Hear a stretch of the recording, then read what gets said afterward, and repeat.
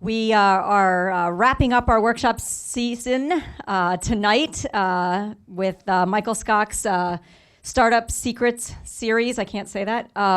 He has been a phenomenal contributor to the iLab, so I do need to take a moment to thank Michael for all his hard work and everything he's contributed to the iLab. His workshops, as you know, if you've been to any of them, are incredibly amazing, and they're so content-rich, and it's hitting upon all of the important components of starting a company. So incredible resource that we have. So thank you, Michael.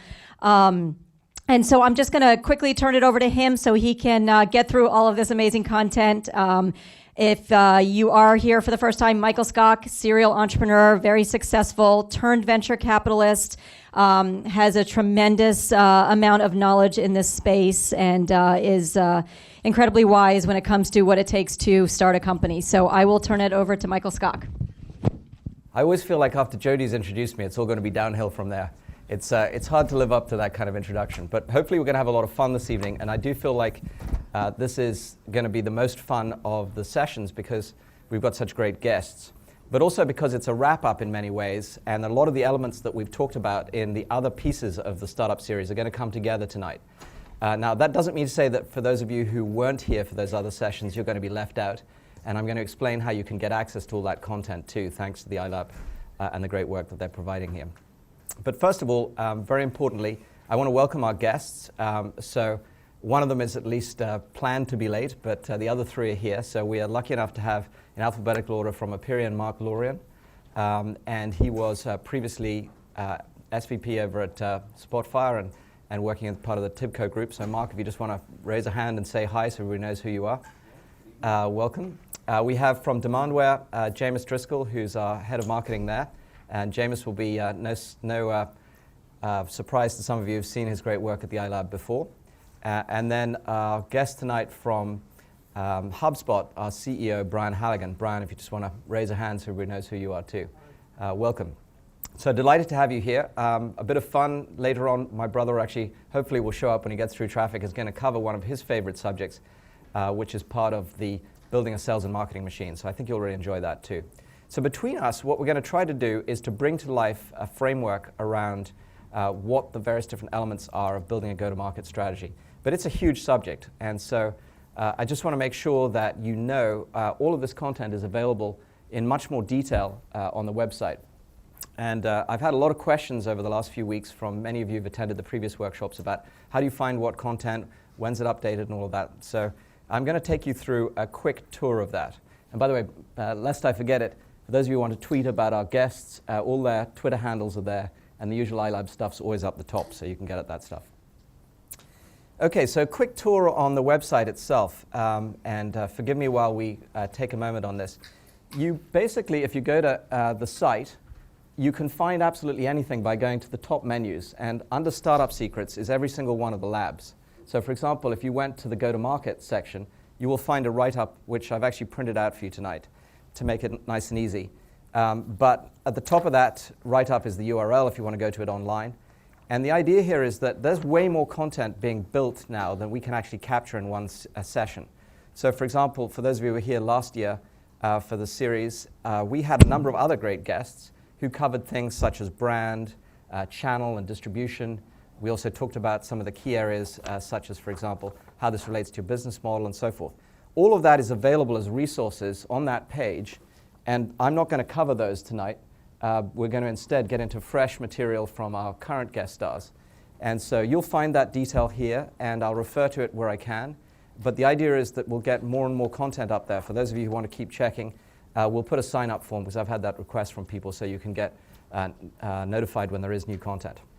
So thanks for all the interest. I really appreciate there's been a lot of fantastic comments back. We'll try to respond to them all on the site. And keep the content coming, and thanks to our guests for contributing more this evening. Okay, let's jump in.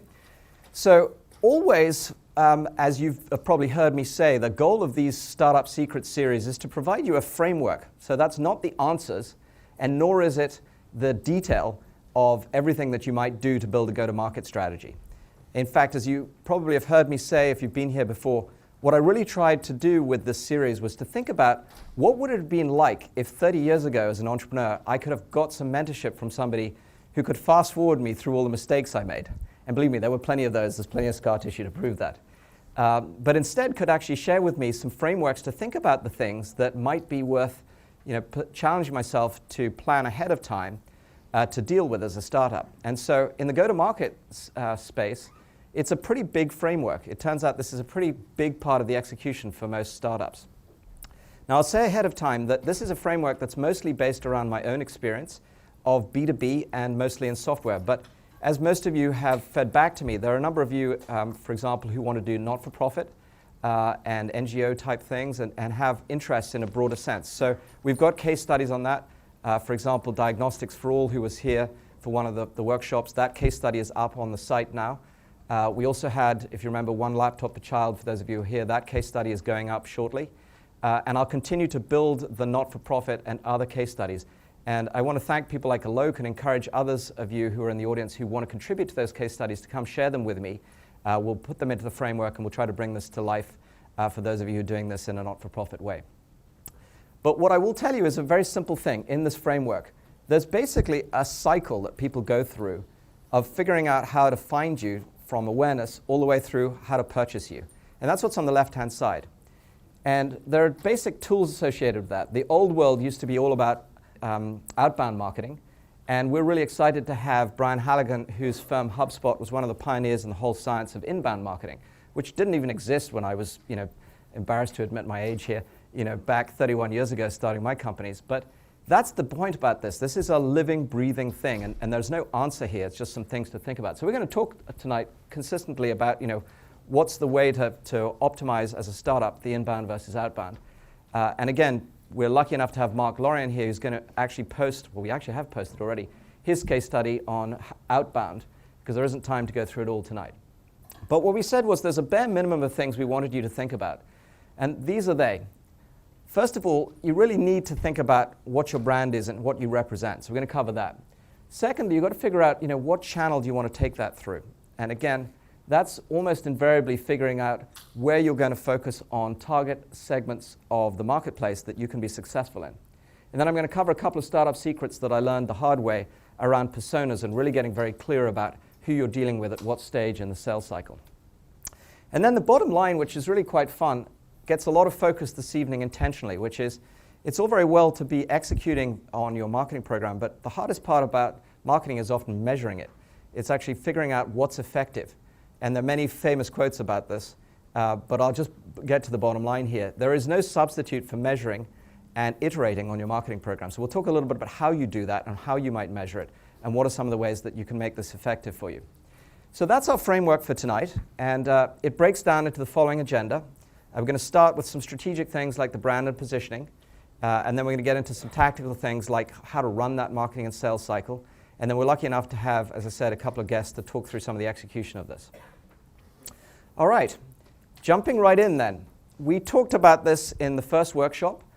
Your brand is one of the most important things that you can define very early on in a startup. But the question is why? And for many people, it's as obvious as, well, your brand is obviously what you want people to recognize you for. Well, if you're Coke, that's very easy. But if you're a startup and you're Joe Blow Enterprises, then it's not that easy. And in fact, presenting a business card as a startup is the first challenge you have, is that you don't have credibility until you build that brand. So how can you get effective? And what I'm going to suggest here is that this is really a science unto itself. This is in fact something that you really have to think hard about in the same way that you think about, are you a Diet Coke or are you a Diet Pepsi lover? Do you buy Apple or you buy Dell? And what do you want to represent? Do you want to represent yourself as the premium brand with high margins, or do you want to represent yourself as the high volume, low margin brand? And there are many different things that fall out of that. Like I said, this is a big subject, so this is one of the pieces of content that we're not going to go into in depth tonight. This is on the website. We covered it in depth last time. So you'll find a full explanation of this. You also find us talking about some of the fun brands in the consumer world like Nike, some of the ones in the tech world like Zipcar. So that's all online, and it's you can go to it from that handout I gave you. The things I want to point out tonight that are easy for us to just think about and that will tee up our first guest, which is James from Demandware, is that almost all of us have heard of the idea of a vision, and for those of you who are here for that company formation session, we talk about it in depth. Well, brand does start with your vision, although the slightly different thing in the brand world is it's really about what are you changing in the world? What is it that you're trying to make an impact with? A little bit different than how you're building your company, although the two, of course, are very closely aligned. And then the second key part is the promise.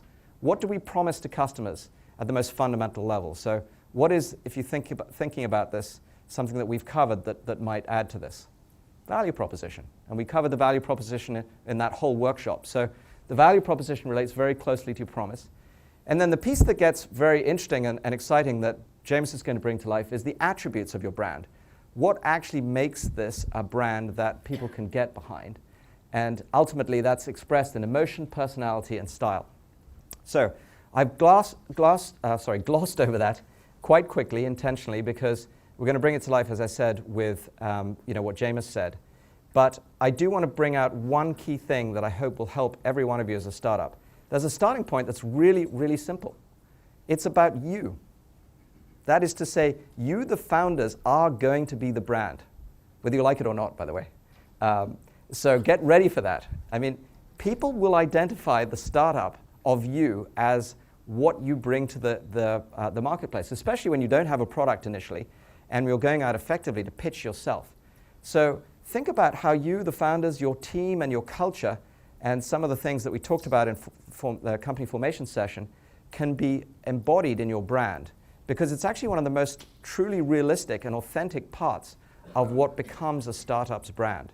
And so thinking about that early will help you formulate what it is that people will take away from you. And then how you execute is actually what people will measure you on. You can claim all the things you want in the world, but if you don't deliver on high value, for example, nobody's going to attribute that to your brand. Likewise, if you don't deliver on great customer service and you're trying to make that as a promise, that's not going to be consistent. And we'll talk about how important that is. So to bring this to life, I happen to be in the boardroom of a public company of mine, Demandware. And so I'm going to tell you right now, because it's public, we can't disclose all of this information on the site. And we had a real live case study. Sure enough, we were at the Demandware board meeting, and we were talking about a company that's now an 8-year overnight success, having gone public this year, could evolve its brand. What could we do to move the needle now that we've become a substantive company with market leadership position to really accelerate the next stage of our brand? So with that, I'd like to introduce James to bring it to life and tell us how did he do it. Thank you, Michael. Can everyone hear me okay? It's a chronic fear as a marketer that you're not heard, so it's the kind of thing that I like to check whenever I start talking. So thank you for the intro. I'm here to talk about a living case study. So this is ongoing right now. And what I want to do is take you through some of the rationale that we had about our branding, and take you through some of the analysis that we did, and then ultimately show you a couple of instances about how we're starting to execute it. And the execution is not yet live, so you guys are going to get a sneak peek at a lot of this. Let's bounce this along one more. Good. So as Michael said earlier, early stage when you're a smaller organization, it's very easy to sort of deal with branding, particularly when you're in a marketing organization of just a couple of people, because you are the brand and you can make these brand choices along the way. And you just sort of know instinctively whether something's what you want to represent or not. But as you grow as an organization, and as in our case, we got a much larger platform now with a much larger microphone, it was time for us to look back and really institutionalize the brand. What are the brand attributes of us that we wanted to build equity around as we execute in lots of different markets? And so what we did is we looked back at and did an analysis with our customers and the broader market to get a sense for what are the attributes that we're known for, and also what are the challenges that we have in the marketplace, and what are the things that we're trying to get done. And I'd summarize it simply by saying that we're here to try and change the criteria in the buying cycle. So Demandware, in this case, as an e-commerce platform company, was selling into a market where there was already a sort of a software space. But we were doing this in a very different way, which was to deliver this as an on-demand service. So our goal in our marketing and in our branding is to help the market change its mind and change its perspective about how it evaluates us and thinks about us. So this is overall for us about how do we build on what we've done and change the criteria. For us, it was about, and I'm not going to go through each one of these things, but a sense of both moving from how we had marketed in the past and also how buyers thought about it, to this new set of things that we wanted them to consider, from cost to advantage, from managing software to growing the business, for mid-sized companies to really the sense of high-growth brands. And so our challenge was, how do we then sort of move from the left-hand side all the way over to the right and get people to think about things differently? When we did an analysis of the market, what we saw was that everybody, for the most part, was playing in the blue boxes, where everyone was talking about either e-commerce or technology and talking about it as either features or benefits. And occasionally we'd see people that would move into the upper right and the lower right and the upper left. But what there was this great opportunity in the green squares, where there was this intersection of what are the rewards that individual buyers want? What are their aspirations? What are their goals? And how do those align with the big objectives of these large retail organizations, which is really around the brand and their marketing? So what's that intersection between the reward for the individual and the broader objectives of the business? And that's where we saw and think there's a tremendous opportunity to brand the company differently. So I'll explain that a little bit more. What this meant for us was we needed to move around and move beyond some of the broad claims that we were making in the marketplace and really substantiate them, not just move on the claims of our software, but also talk about what it was going to do for individuals personally. We think one of the great opportunities in enterprise software now is to start talking about the emotional side of software. Right? What does software allow someone to do to fulfill their own dreams, their own ambitions, their own goals? We think about this in consumer technology all the time. Apple, of course, is the case study for this, where we use iPhones because they're cool. Well, couldn't enterprise software be cool? We're spending a lot of times as buyers here, and we're making strategic bets here. Couldn't we make enterprise software something that individual buyers would aspire to and want? And the ultimate success of that would be if they were in the cocktail party or talking to their peers and they were saying, I'm using Demandware, right? And that was that sign of sort of personal expression. So to get to that level of sort of emotional connection to buyers, we wanted to position the company around a lot of their ambitions and goals and dreams to sort of get to that word of mouth and sense of pride that people have when they're really connected to a product. So one of the things that we looked at was, when it comes to positioning branding, it's not just about how the customer feels about you, but how does the product or how does the brand make them feel about themselves? And so in the case you see here, here's a kitten looking in a mirror and seeing a lion. We want the buyers to sort of have that sense of what they think about themselves is reflected back based on the selections that they make. Right? So that's what we're trying to get to. And Michael talked earlier about the actors. We look at it as sort of somewhat who are the actors that we see in the buying cycle, from the head of e-commerce to the CEO or CMO to IT or finance. And what are their sort of rational reasons for buying? There's a long-standing axiom in marketing, which is people buy on emotion but justify with fact. So these are generally the facts that people think about when they justify a purchase. Whether it's finance wants better economics, or the CEO is talking about the growth of the business. But what they're really thinking about are sort of the emotional quotient behind that. Right? What are the things that they really sort of want to feel about themselves? Whether it's IT wants to feel like they have a much stronger seat at the table, or the e-commerce person wants to build their career to be able to move up to the CEO level, or a CEO really wants to be thought of as a leader to watch. Our goal in the branding is to sort of attach ourselves to those aspirations that they have, so that when they think about their career growth, they attach that to our brand. Okay. So our brand promise, the pillar on which we're really building, comes down to this concept of potential, right? That we as a company and a provider are the means that they're going to use to achieve whatever their dreams are, right? Their potential as individuals, their potential as brand. We want them to think about us as the canvas on which they're going to write that or paint that masterpiece. So that's largely what's behind our brand strategy, is to attach ourselves to their dreams.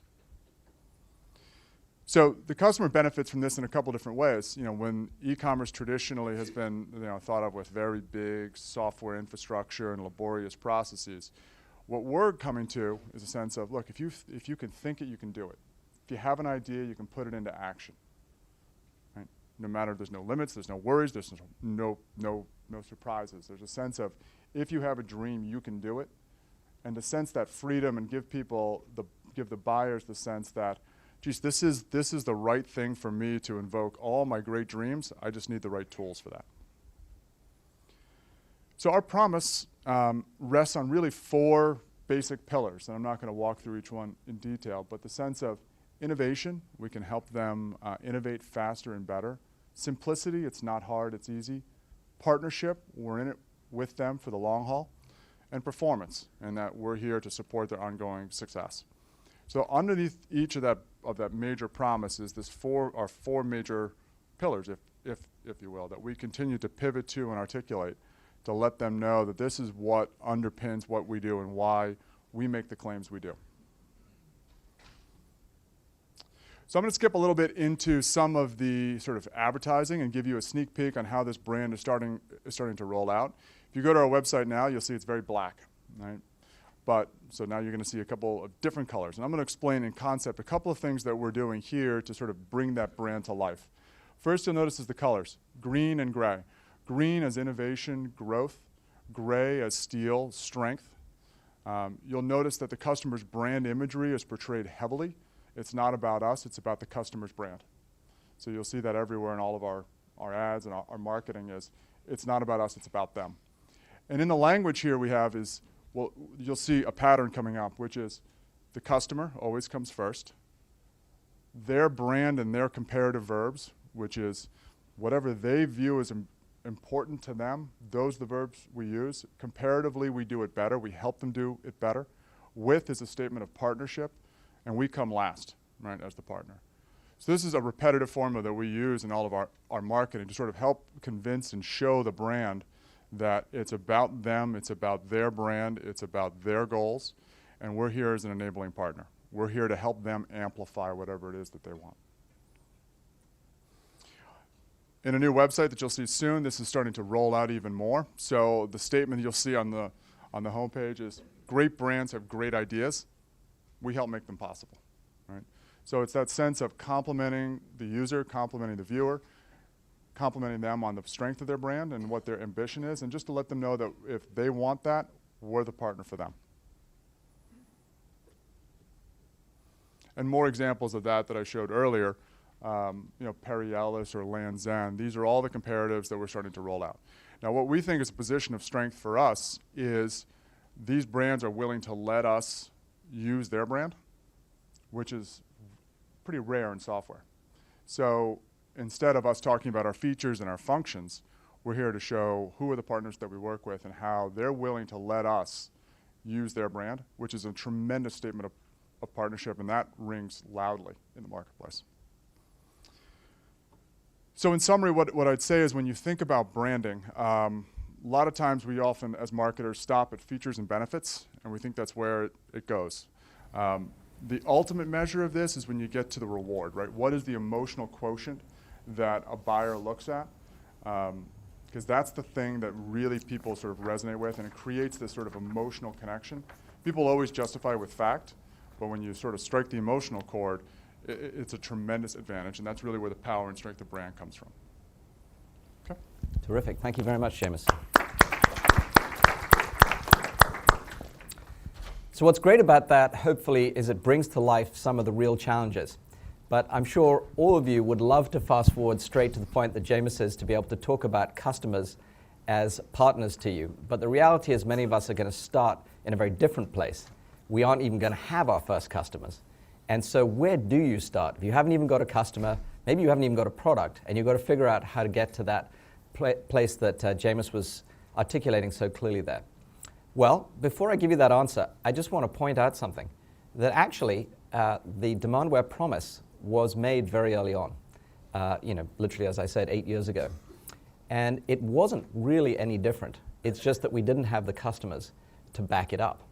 So we made a lot of those same brand promises and had many of those same attributes around simplicity, empowerment, etc. It's just that we've now reached a point where we can actually talk about them with a customer viewpoint and customer voice and bring that emotion to the fore. So let's jump to what you might think about. It's one word, consistent. startups think they've got to have 10 different things that they go sell in order to sort of overcome the customer's objection. Actually, the opposite is true. What you want is to find the one simple thing, it's often referred to, that a customer can attach to that they say, wow, okay, that's different. So we're going to talk about that in different forms tonight. But the point being, at the start, if you can pick at the earliest point in time in your business what it is that you're going to represent and stick with it consistently, then the more likely it is that it will actually resonate with people. So we've already talked about this. There are values that you probably have built in your culture. Those things we talked about, for example, do your customers come first? Do people come first? Do you stand for service, for example? Or do you stand for technology? These are key decisions that you make early on. You can bring these into your brand very early on, and you can make them part of how you represent yourself. Then what comes out of this, which is so important, I've mentioned it already in terms of execution, is that if you are reliably delivering on those promises, you will get known for being a simple and obviously highly disruptive vendor if you're enabling new capabilities. And so the trick here is for you to identify these things on as early as possible and to try to stick with them and be as consistent as possible. That's the one thing that a startup can be accountable for right from the get-go. Now, for those of you who weren't here at the culture workshop, there's a whole section where we talk about values and teasing them out, and it's a fun thing to do. I actually recommend that you do the same thing for this, except not internally. You go and do it externally. Go spend some time with your first select set of customers and have the discussion with them about what are the things that they actually are looking for that are not represented in the marketplace that you might be bringing to them that will stand out as the first set of values that makes them want to do business with you. So that's the mistake I usually find startups doing, is they're doing this in the lab, whereas what you want to be doing is doing this in the field and asking your customers what's missing. If you can do that, and if you can pull out some of the the attributes and the opportunities that are out there and distill them into something that is authentically what you can bring to market and that you're going to represent, you're going to be starting in a good place. So hopefully that makes sense as a first startup secret. Now, to put this in perspective, I have a second startup secret for you, which is start how you mean to end. Who recognizes that logo? This is a test to see who's awake. All right, dumb question. Hopefully everybody does, although it has changed, but not much, right? All it's done is lost its color. Believe it or not, Apple started their branding statement in 1977. That's a long time ago. It even predates me, which is kind of cool.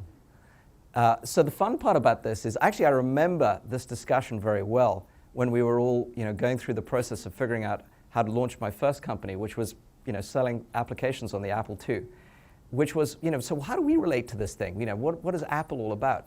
Well, they had this one magical term. Any of you heard the word impute? Anybody care to mention what impute means? Does anybody know? I'd never heard of it. I had to go look it up. But it turns out it's been critical in Apple's branding. Impute is basically saying that whatever your product or service is, Apple will impute the value of it, which means immediately make you aware of the value of it. And so if you notice when you open an Apple product, even the packaging is imputing the value of Apple's product being clear and simple and very straightforward and right out of the box delivering value.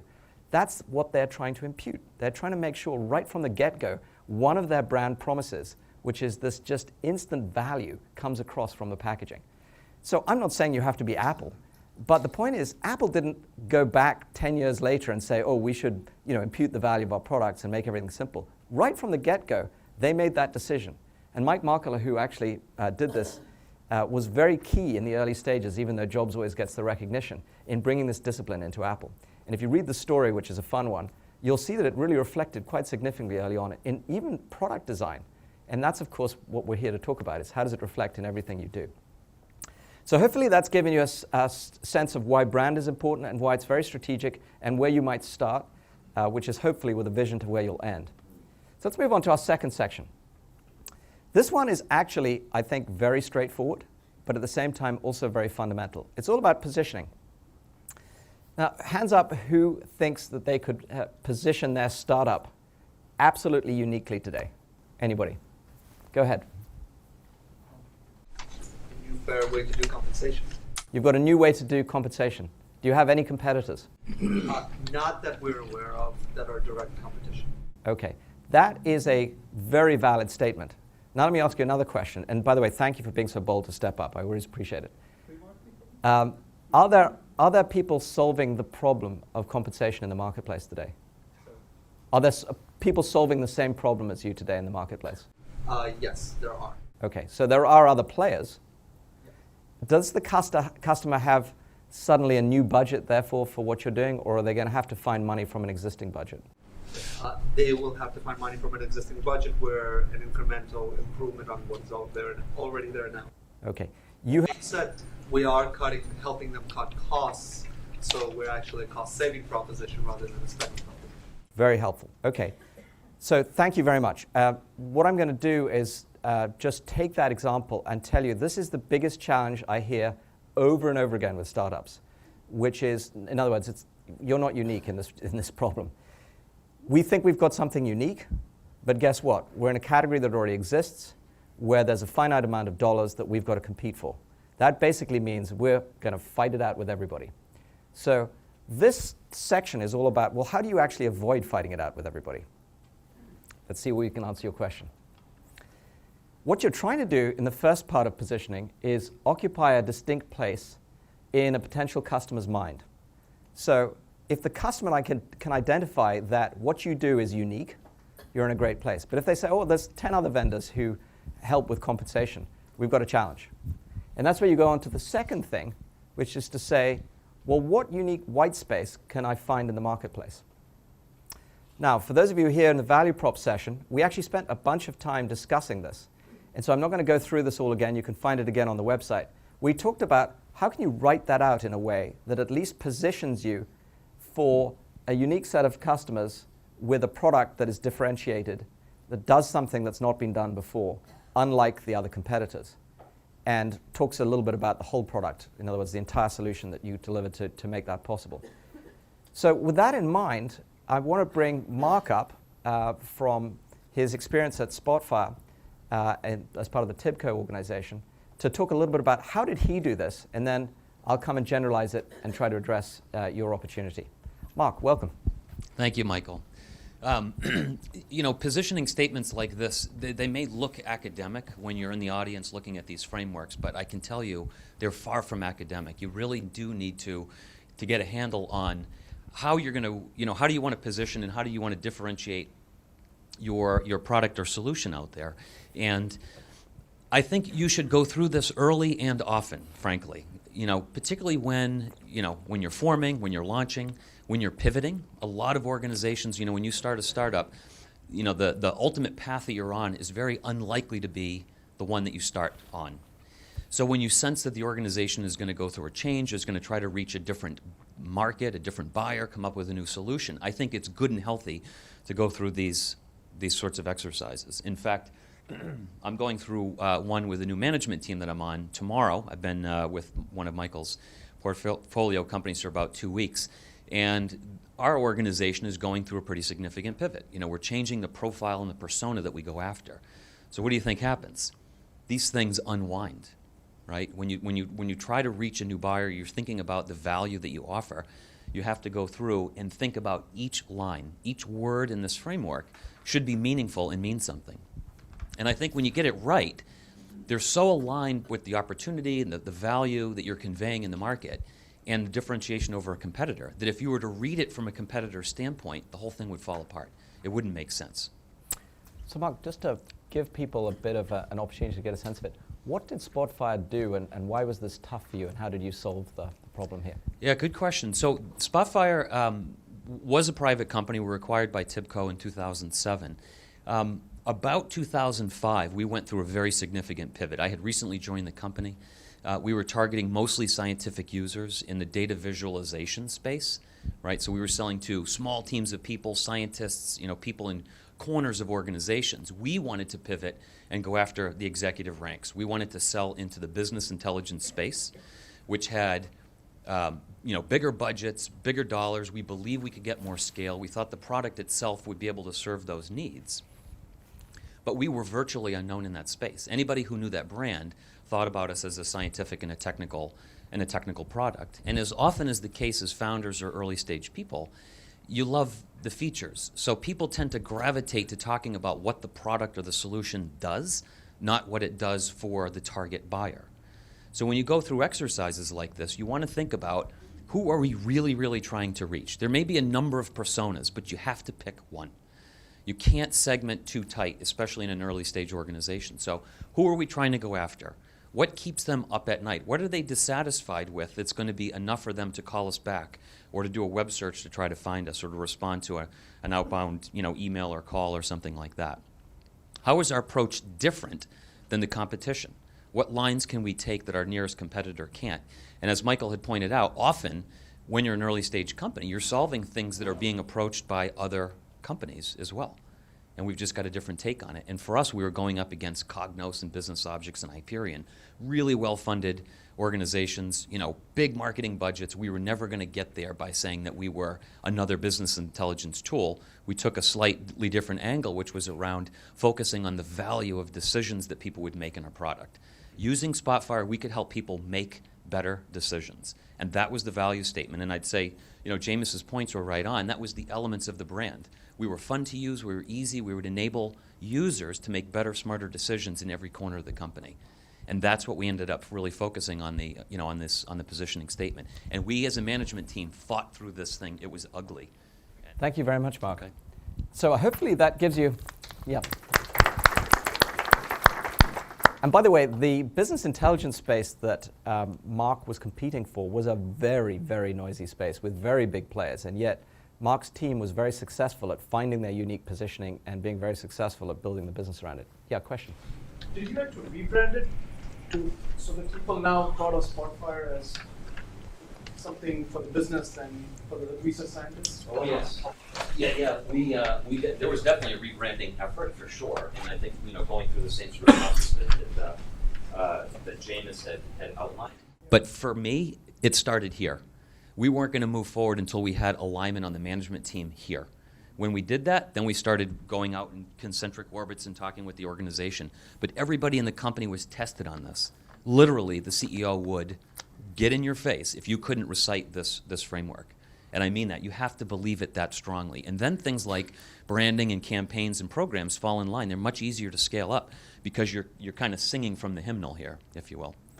So back to that point earlier on, one of the things that this discipline provides is a consistent framework, again, that consistent word being the key one, for you to think about everything you do in your marketing, which is why I say bring it up so early on. Now, again, for those of you who weren't here for the value proposition session, we spent a ton of time talking about this framework and how you build the various different components of it. So that's up on the site, but this is how it ends up playing out in positioning. Now, I promised I'd answer the question for the gentleman who was bold enough to step up and say, he's doing something unique in the compensation world.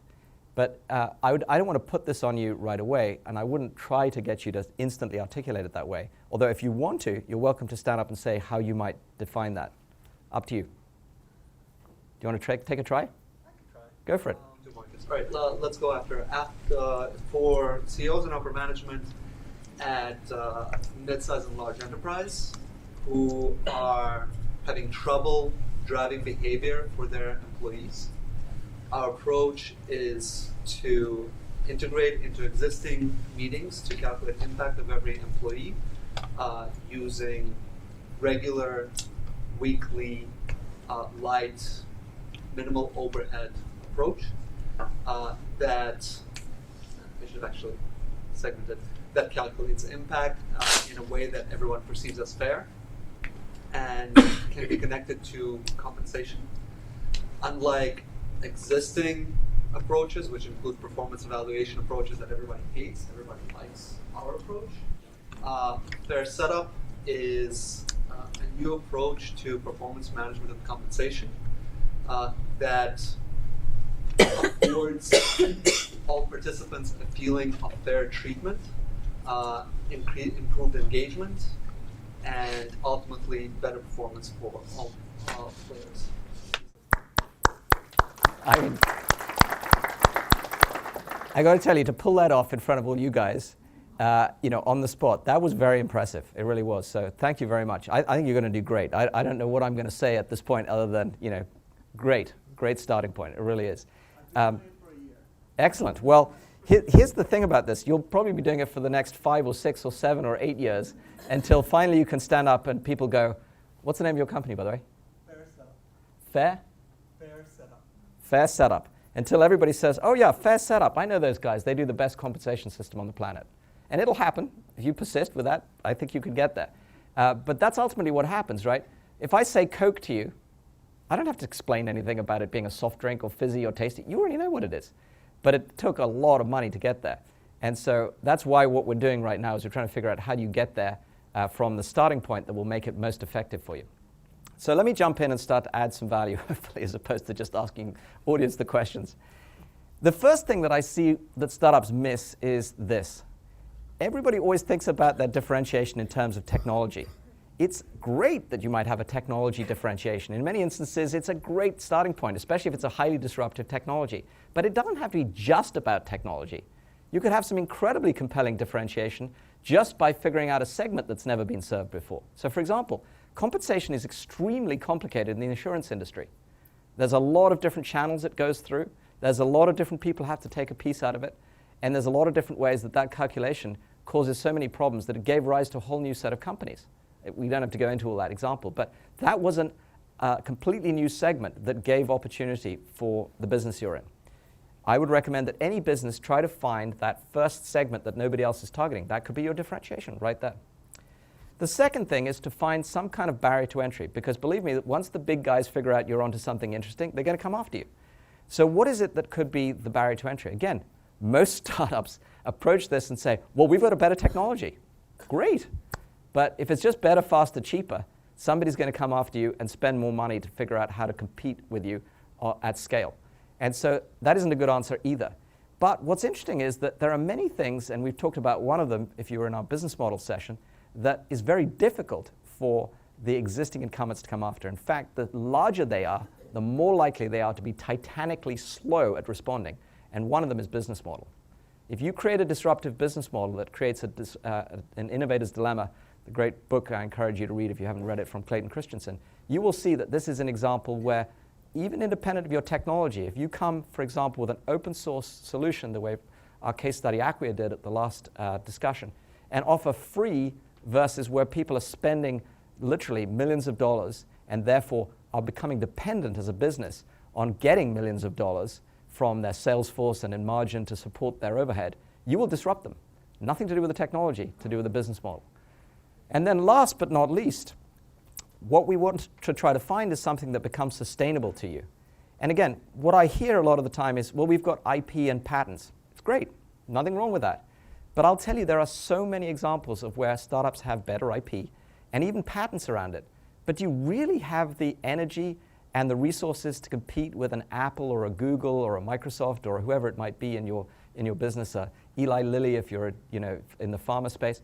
No, you don't. And so even though you might have what it takes, are you really going to press it? Wouldn't it be better if you came at it with a completely different approach and you had, for example, the first network, because you'd given away your product free, of existing compensation users that was providing a completely different way to benchmark that nobody'd ever done before, and that gave you a competitive advantage compared to anybody else that was there because it was free, open, and now fully exploited.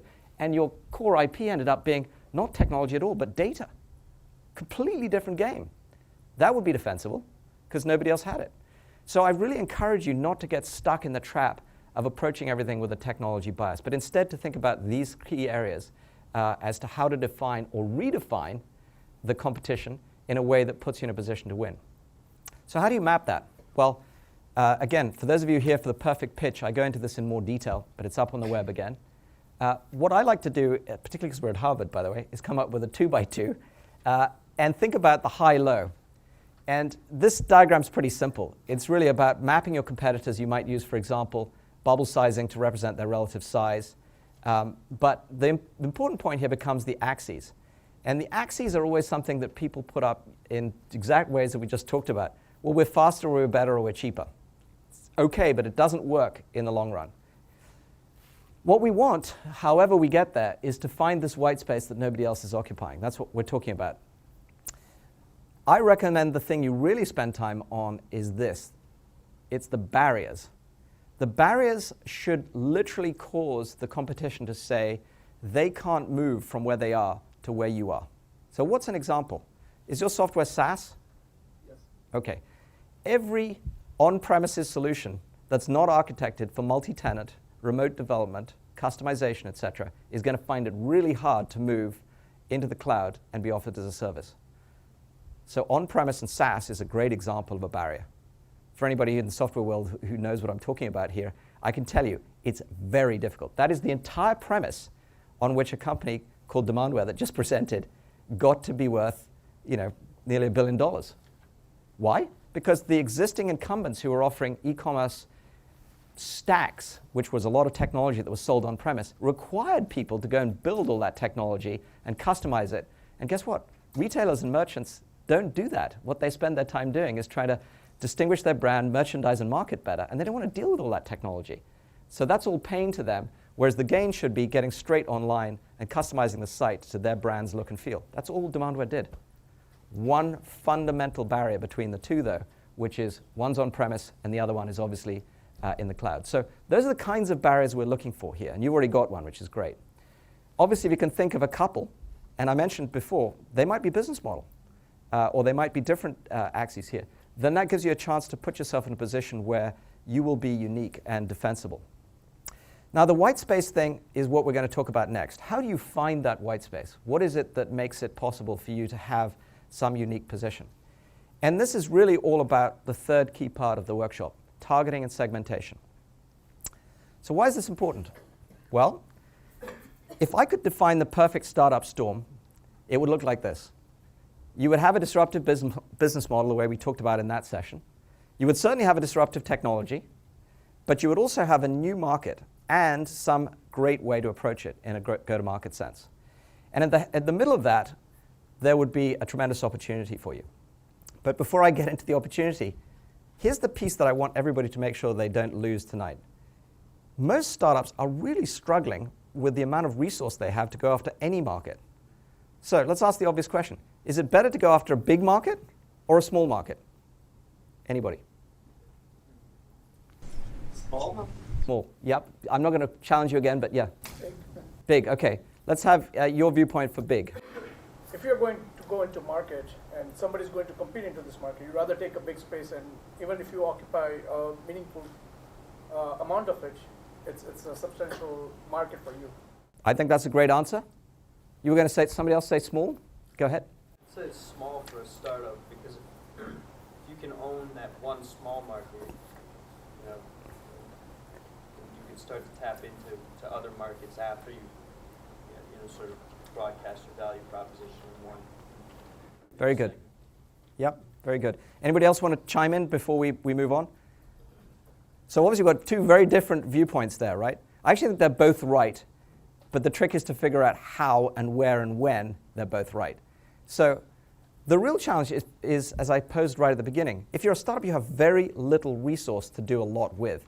And so if you're going after a large market and you want to serve all the needs of a large market, you're going to be very, very challenged, because no matter what anybody says, large markets will have diverse needs by definition. Very rare it's not the case. But if you can define a nice small segment, and that's the key word, so if I'd been fair, I would have said big market, small segment, then your product market fit, your packaging and pricing, your channels of distribution to reach it, and your messaging and communication can be that much more focused on those unique needs. And so you'll be much more effective with a limited amount of resources. Yet I will tell you, again, challenge each of yourselves to think about this early on, because it's one of the biggest problems I see with startups is they start way too broad, and then all of these things are challenged, not just building the right product, but then how do you price it and package it for all these different varieties of people within this big market? Also, how do you pick the right channel and distribution point to get it leveraged through? And what should be the messaging communication when all these different needs are out there? It's really tough. But if you can segment to the point where you've only got one particular target, then you can message directly and so forth. And so that's why this is such an important model. And it's why I actually really want you to think about a new way of thinking about this value prop as we talked about it before. All the things, to recap, that you were here, for those of you who were here, that we talked about, discontinuous, defensible, disruptive solutions, those all still apply. But you remember we said there are 4 U's. those of you who are here. Unworkable, unavoidable, urgent problems are the best to solve. And the last one was underserved, in an underserved market where there isn't a really good solution right now. Now, if you put those back together again, what you end up with here is a model that is right at the core of this, something that I think all startups should look for. But I don't invent all the terminology in this world, and I'm sure many of you have read or heard of Eric Ries's book, where he talks about the minimum viable product. So the minimum viable product is something that obviously comes from figuring out what's the minimum you can do for your customer. But I would argue that the minimum viable segment is just as important. But the minimum viable segment overlap with your product will make it possible for you to target a much smaller area. And I don't hear anywhere near enough work going on in this area when I see startups getting going. They spend all their time saying, okay, how can we get the basic functionality right? But if you don't know who it's for, what does it mean? It doesn't mean anything. If you know exactly the persona of the person for whom you're solving that problem by segmenting this way, you can nail it. But this is usually left out. So MVP is important, MVS is just as important. And I really encourage you to spend time understanding that. So what is a minimum viable segment? How do you get that? How do you find that? This is the next startup secret. It's one simple thing. It's a common set of needs. So a lot of people tell me, oh, no, I've got a segment. It's finance. Or even better still, I've figured it out within finance and insurance. Okay? You know what? It might be that. But what if those people in insurance have a completely different set of needs, person to person? You probably haven't found a segment. But by contrast, I've seen some great products that span right across industries, insurance, banking, and completely different applications, maybe even sales and marketing. But they have a common set of needs, and that might be, for example, very close customer intimacy. Might be as basic as that. That's what you're looking for. You're looking for a place where the customers, when they sit down and say, hey, did you use this product? They can say, yeah, I love that. And the common need kicks in and say, oh, well, I better try it then. And when you deliver on it, they reference each other and say, yeah, I had a fantastic experience. Then the next guy says, well, then I should try it. As opposed to, well, that's great, but doesn't meet my needs, so why should I bother trying it? And that's where the dissonance occurs, is if you haven't figured out your segment to be these same needs. But by contrast, if you get this working, you'll get this referenceability happening, customers talking to each other saying, yeah, it met my need. Oh, it met yours too, it met yours too. Oh, wow, these guys must be the leader in this segment. Hey, big deal. And you end up having your initial beachhead, and to the gentleman who raised it earlier, dead right. It becomes the place where you can build because you've now got credibility with a set of customers. And that, let me tell you, from 30 years of experience, is the biggest challenge a startup has, is getting that first set of referenceable customers to say, yeah, you delivered on your promise. That brand you stand for, bang on. It's actually making me more successful as a customer. So let's dig in a little bit more. I've already given you a bit of a clue on this. The typical answer a startup has is to think about this in vertical terms. There's nothing wrong with that. Maybe you have a perfect solution for automotive or government. There's nothing wrong with that at all. It's also possible to think about this in completely different dimensions, and I'm just giving you some examples. Size, for example, you mentioned this, thank you, in your bold attempt to obviously get through the positioning statement, that you were going after a certain size in the marketplace. That's totally appropriate too. But again, what if we could get to a much more specific need that everybody has? I.e., let's stick with the compensation example. If people had to get their compensation approved in a certain way to meet regulations, that might span across a bunch of industries. But if it was something that had never been done before and that users could reference each other, it could be really interesting. So sometimes these are talked about as diagonals because they cut across industries. It doesn't matter what your terminology is. The key thing is getting these consistent needs. And so I really encourage you not to give up on segmentation until you can answer that problem. And not to get distracted by verticals or sizes or anything else. They may play an important part in your segmentation, but in the end, you need to look a couple of customers in the eye and say, do you both agree that you have the same need? And then if they do, you're onto a winner. So there's a lot more detail on this on the website. I'm specifically skipping it tonight just to give our guests more time. But what you'll find we talk about up there in one of the case examples is how do you find a critical need? Because back to the value proposition, finding something that is urgent and underserved, et cetera, all the other 4 U's that we talked about is much more interesting, obviously, than just finding one that, people not in a hurry to solve or it's not that painful for them. So that's up on the website. I encourage you to spend some time looking at it. We cover this particular case example. So what's the startup secret out of this? I wish I could distill this word even more than I'm going to share it with you. Focus. Everybody's looking at me like, yeah. Does anybody think there's any more important word for a startup? Okay, either I will put you to sleep or nobody's going to challenge me. Because there must be at least one more word that's more important. Money? I don't know. Well, okay, you don't need to challenge me. I really don't think there is. It turns out the biggest challenge that we see with every startup is obviously figuring out where to focus and thinking about that beachhead. But why? Because the number one problem I see, literally the number one problem I see in execution with a startup, is people try to go too big too fast, and they end up contracting on failure. So just think about this for a second. Which would you rather, expand on success or contract on failure? Duh. I mean, yet this is the number one issue we run into. People spend way too much time with a grand vision and starting on too broad a market opportunity with not a clear enough defined value proposition that's positioned correctly to a minimal viable segment to start to build that initial set of referenceable customers that can make the success. And you said it earlier, thank you. You're dead on. So it sounds so simple, but it is the most important thing that I'd encourage each of you to try to find a chance to do. Now, last time I gave this session, I had a bunch of people send me email afterwards and said, that's great, but you talked all about vision. And we've got to have a big vision. And what do you mean? You're talking out of both sides of your mouth here. So I put a new post on the site. It's called Vision versus Execution. And it answers that question, at least in terms of thinking about the two. The bottom line is on it that you need both. They just have a different timescale. Your starting point needs to be incredibly focused. Your vision in the long term for years out can be as broad as you like, defining how you're going to dominate the world in the future. But don't go to customers with a vision and try to sell it. Go to the customers with the first set of needs that you can answer uniquely well, and then talk to them about, if they're seeing that success, how they might enjoy the vision with you. That will hopefully answer the question that I got many, many times in email. But thanks for the question for everybody who threw it in there. All right, well, we've got through the strategic session, and now we're going to get to the piece that hopefully gives you some tangible basis to think about. How do you go about addressing what we talked about, which is the sales and marketing cycle? And this is a cycle that many people define in different ways. It doesn't really matter what I've got here as the terms. I'm not trying to be specific about these, except to say that almost every buying cycle starts with somebody finding you, getting awareness of you, and goes through some set of steps like interest in you, understanding what your proposition is, engaging with you to figure it out, trialing it in some way to see if it really delivers, and ultimately, hopefully, purchasing it.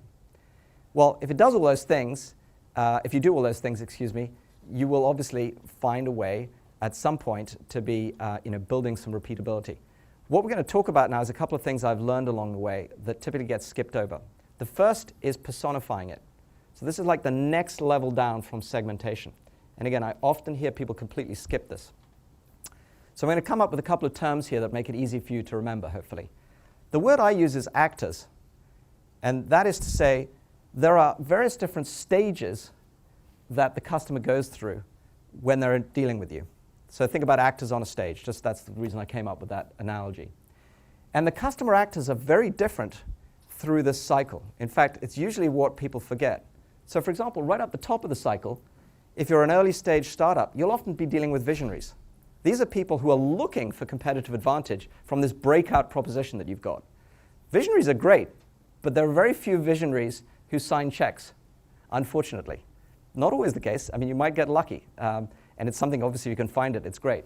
What you'll usually find is the guy who writes the check is actually an economic buyer. And maybe, again, if you're lucky, he's the decision maker. But he probably has a boss, too, especially if you're selling to large enterprises. Or even if you're not. Even if you're in a not-for-profit and you're trying to sell to, for example, a foreign government. Trust me, this gets even more complicated, which is one of our case studies.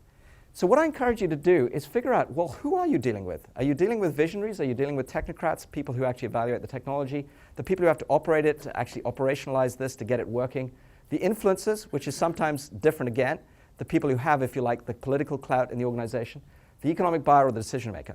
And again, I'm not trying to say these are the only categories, but it's just to get you to think about the kinds of actors you'll be dealing with. And why it becomes important is that, do you really think you're going to have the same message for all these people? I see lots of heads shaking. Why not? Go ahead. Because they're motivated by different things. Absolutely. The guy who's the visionary is probably trying to get some competitive advantage in his thought process to convince people that he's on the right track. This guy down here probably doesn't give a damn about that. He's just very focused on some KPIs that he's got to meet to get paid off at the end of the quarter. And he's probably feeling this guy's a nuisance. So they're very different motivations here. The guy who's operating is not at all interested in how much it necessarily costs. He's just interested, does it run efficiently?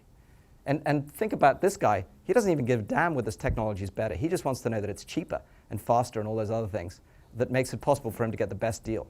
They're just different motivations. And yet, again, I see the startup world obviously approaching this and saying, well, we've got a great value proposition, but they're not thinking through how they're going to apply it in these various different stages. Now, one of the things I want to point out is that the bottom line, the purchase is actually made ultimately by everybody coming together. And we refer to that as the decision-making unit, the DMU. And good salespeople know what a DMU is. They figure this out early. But I encourage you as well to be thinking about this. Who is the DMU? Who's the group of people that when they come together will ultimately say, yeah, we got to buy this? And once you figure out what that group is and what the politics are, you'll figure out how to get to the next key startup secret. And that is, how do you qualify early and often? Can anybody tell me why this is important? I mean, it's all up on here, but just tell me from your gut instinct. Happy to ask one of our guests if they want to chime in here. Why is qualification important early on? You don't waste precious resources. Thank you, Jameis.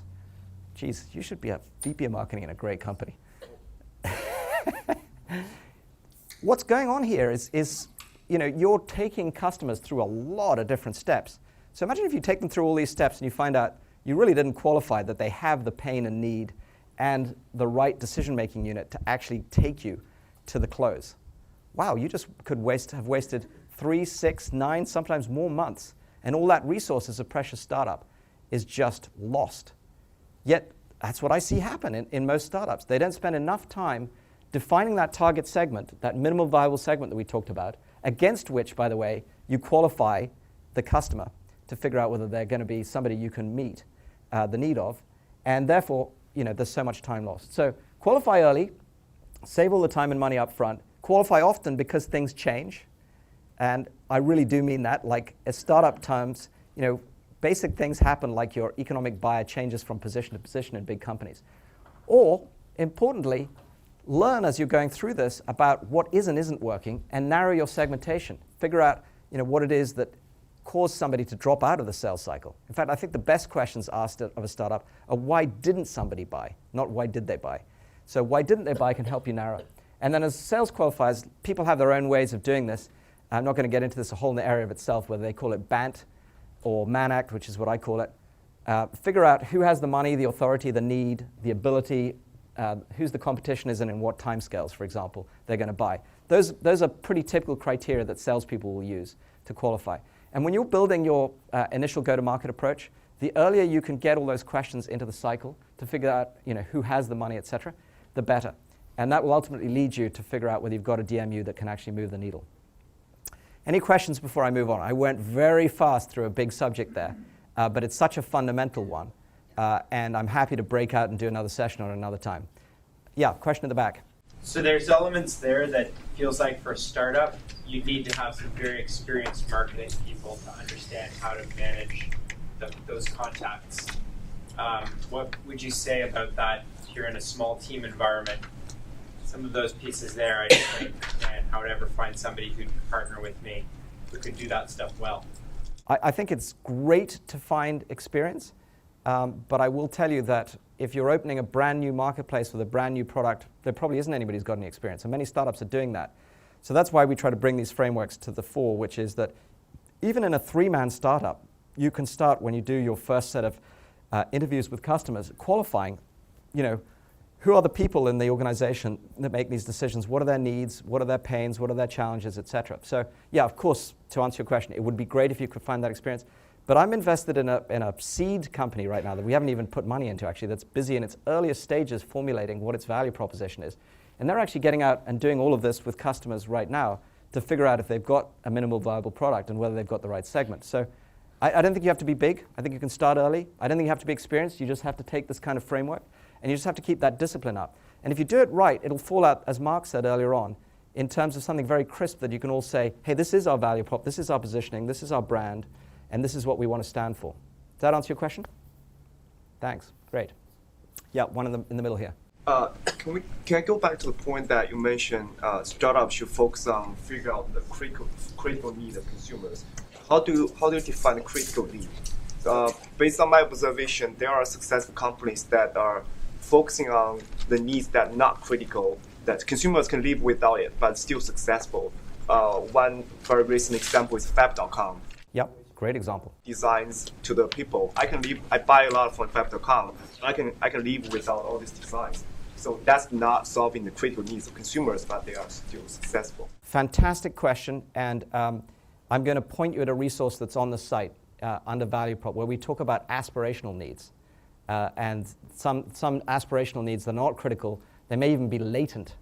I.e., you didn't know that you needed, for example, Fab.com to find you this new selection of products and services. But once you see it, you go, wow, I wish I'd had that the other day. There's a fantastic example. It's the fastest selling product ever in technology that met a latent aspirational need. Can anybody name what it is? iPod, iPad, iPhone. Nobody knew we needed a pocket computer that had a GPS that could measure every heartbeat that we took, every step we made, etc. But once you've got it, you say, wow, I'm not giving that up. So there are plenty of examples of those needs, and what we talk about in that section is how to identify them.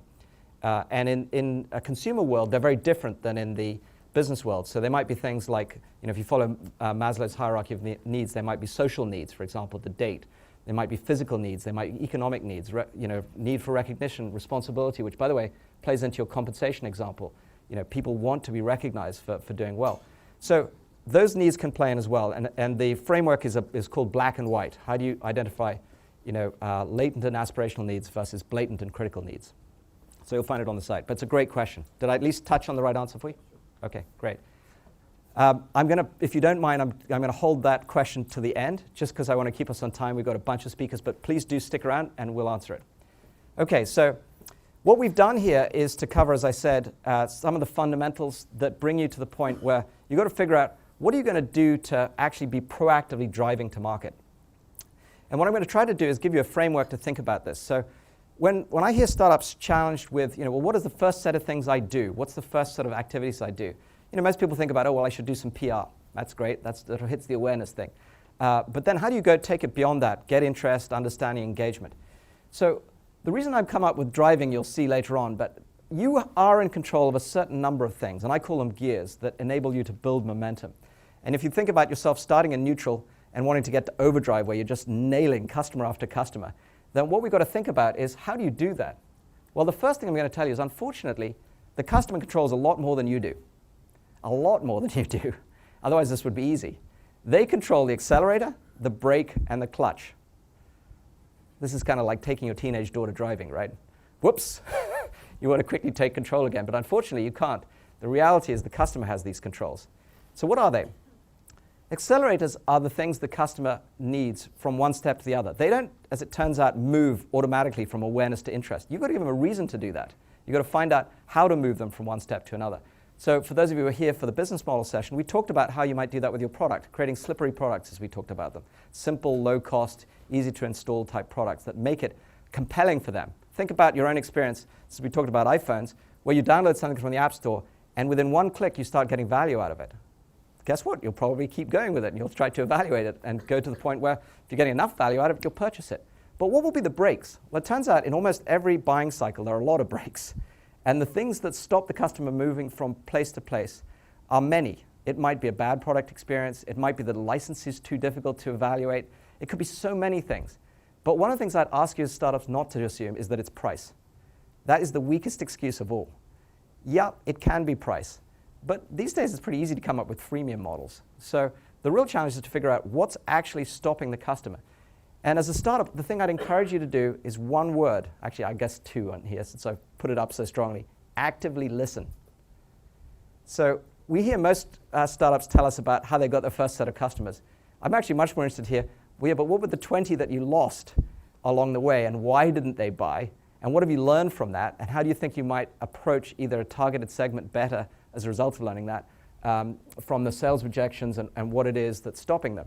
Because that's going to accelerate your cycle if you can figure out how to get them to take the break off.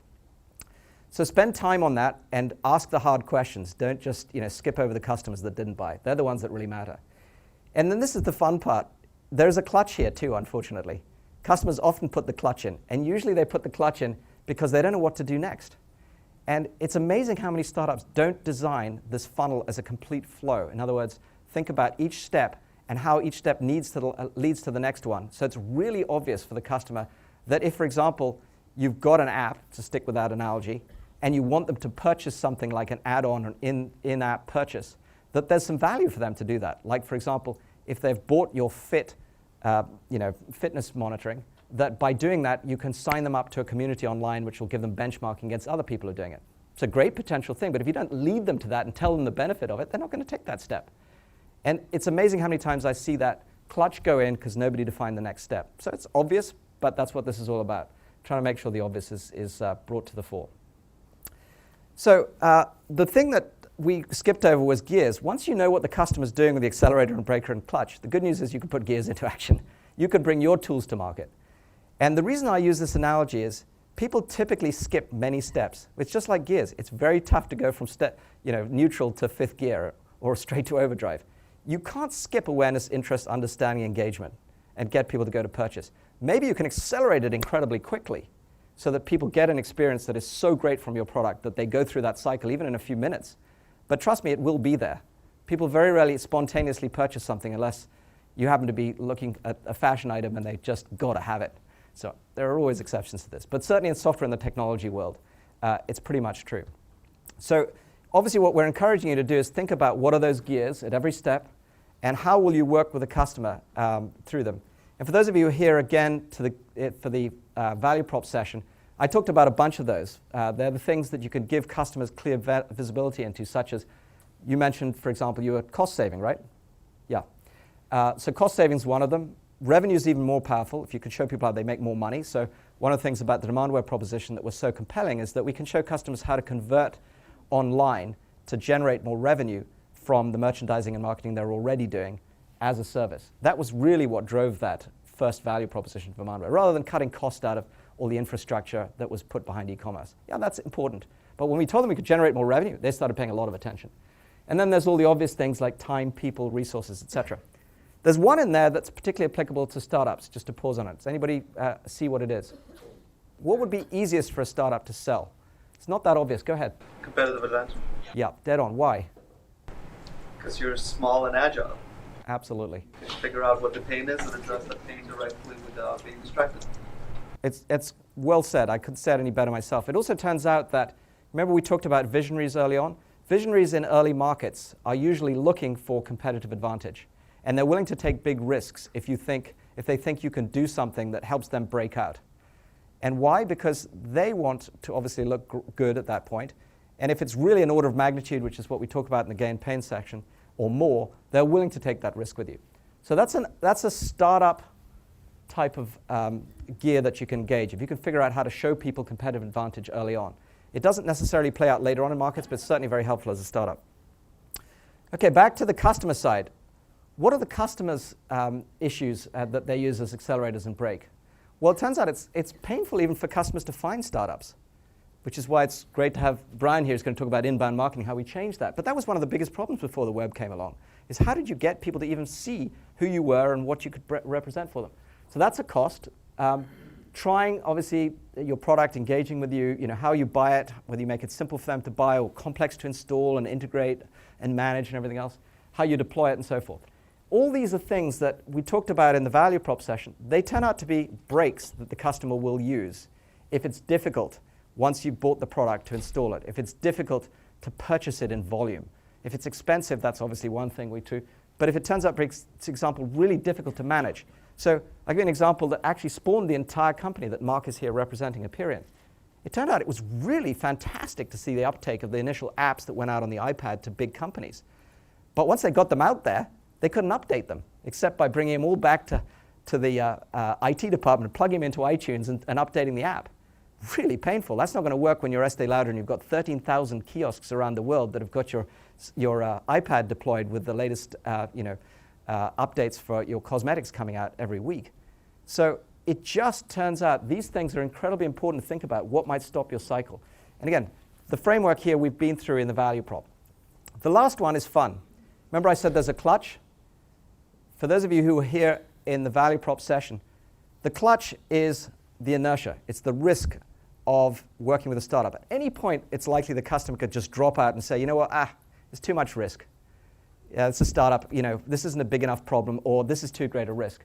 And the default that every company has is to do nothing. So you've got to remember that in this cycle. So what is it you're going to do to get them to take the clutch out and let you put a gear in to move them to the next step? And be very clear about that. If you can define that every single step, you will help them move all the way through the funnel. And the real bottom line here is, unfortunately, good enough is good enough. And by default, if you've got a good enough solution in place, you won't look at a startup. That's why we always talk about having a gain-pain ratio that's got to be at least a 10x to get over the initial inertia of being a startup. Okay, for time's sake, I'm going to cover this next section very quickly. Again, those of you here in the last session on business model will remember me talking about core, the capabilities of really exceptional value that you have, the real core value you have, and how do you put multipliers and levers around it. These are exactly the things that, again, help you. If, for example, you've got multipliers around freemium products or channel partners that can help you with the customer relationships, or slippery products that make it really easy to buy and try, or technology stacks that pull you to market because you're part of a whole product, those will accelerate you through the buying cycle. And lever examples are things that we're going to hear from Brian and David about, that are how do you use new tools like the web and inside sales, or even just good old high-touch product support and services to make it easier for the customer to get through without pulling the brake on. And what I recommend you do to simplify all this is road test over and over again. People typically spend way more time on their product and honing their product than they do road testing. And the road test for me is this: get out there and check how much time, how many people, what resources are involved at every step of your cycle, and accelerate as best you can with automation. Because if you keep having to do this manually, it'll never scale. So figure out how you're going to automate, whether it's with what we're going to talk about, inbound marketing, or clever things like, for example, better use of CRM systems. And then figure out what your levers are. Can you, for example, get channels that will help you accelerate? Can you get tools, things like videos or podcasts that package, instead of every sales rep having to go out every time and pitch, put it on the web, figure out how to make it a podcast. Put it in a self-service portal. I didn't put it in this time, but last time we talked about companies like Symantec who've got literally 250,000 customers being helped by actually one of our companies, Acquia, with a self-service portal that provides all the knowledge for them to move through evaluations. Really powerful. And then use the multipliers that we've talked about, such as slippery products and clever packaging, to actually make it easy for your value to come right through very quickly. So again, more of this than probably you have time to get into tonight. But if you take away nothing else tonight around the sales cycle than the following, it is that it's at least as important to road test your go-to-market as it is to test your product. And I don't see enough of that being done in startups, unfortunately. There's way too much spent on the technology and not enough on the go-to-market. So to bring this to life, Mark very kindly agreed to share with us what did he do when he was at Spotfire. And so Mark, come on up and share with us how you approached this. Great, thank you. So we had devised this tool or a framework called Plays. So it was using a sports analogy. So it takes lots of different players on the team in order to get down the field, as an example. And the concept of play for us was, how are we going to go to market? How are we going to go after a specific market segment, focused like a laser beam, and actually execute across the organization, cross-functionally? We're going to need help from the marketing team, from the pre-sales organization. Maybe we want changes in the product itself, right? And how are we going to actually execute our field organization out there to pull this thing off? And in the spirit of focus, like Michael is encouraging us to think about, at the time when I left Spotfire, we were well north of $100 million. It was an organization that was playing in a number of different vertical and horizontal markets. So we needed the ability to go to market in each of those focused areas that was all part of that initial positioning statement. But even if you're in a small organization, you may not have multiple plays to go to market. I think there's value in thinking through, I'm going to jump through here just in the interest of time. There's value in thinking through your go-to-market strategy and summarizing it in one slide. So if you think about the topics that Michael was hitting on, the actors, who are we going after? What segment are they in? What is the very specific audience? This play card that I'm showing you is a one-slide summary of how Spotfire went to market to reach risk professionals in the financial services industry with our analytics product. On the left-hand side, you're basically defining who are we trying to reach, what keeps them up at night, what's the core message that helps differentiate our offering, and what's the competitive advantage that we bring distinctly over the next best competitor. So it's essentially mapping out the market strategy or the go-to-market strategy. On the right-hand side, we'd force our teams to come up with the tactical details to pull that off cross-functionally. So that this wasn't a marketing-led initiative, but you'd get, even as a small company, get people from different domains around the organization, share with them the objectives of what you're trying to do, what are the accelerators and the brakes and the clutches for your business, help people in the organization understand what you're trying to do, and you'd be surprised what creative ideas come. You know, getting these great ideas from the pre-sales group or the engineering group because they've got an idea of a clutch that, you know, that we can help address by bringing and building it into some of the go-to-market plan. So we touch on the major categories that you'd expect, but again, we force it in one page. How are we going to create demand for the organization? How are we going to equip our field organization or channels to capture some of that demand? You know, what partners need to be enabled, what product enhancements need to be built into this, and ultimately pulling all of this together will help you reach that target segment. And again, in a bigger company, you could have multiple play cards that you would run. In a small organization, you should be satisfied by getting everybody on the same page. And there can be detailed plans behind each one of these things, but get people on the same page, focus on how you're going to market, and make sure you understand all of the levers that you're going to bring to bear to get through the customer buying cycle. Mark, just a good, this is great, thank you very much. How quickly, once you'd adopted these play cards, did you get repeatability, and what were some of the things you got in the way of growth at Spotfire when you did this? You know, it's a great question. The challenge that we had was that we were going after a couple of different actors in different markets, and they were at different places in their buying cycle.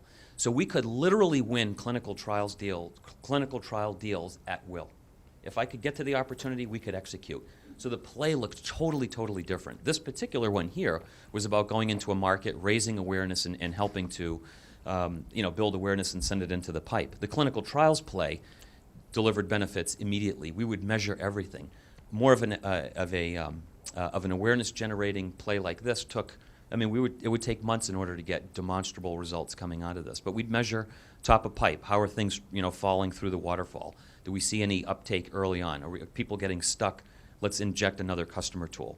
Let's inject some other piece of information on the website to help people move down the waterfall. Terrific. I'm touching on it quick. I'm happy to talk in more detail. I found these really, really helpful to really force decisions along the paths that Michael was outlining. So, thank you very much, Mark. A thing I wanted to bring out by asking that question is that I would encourage you to be patient with yourselves, because a lot of times you think, oh well, I've got 3 months to get a product out the door.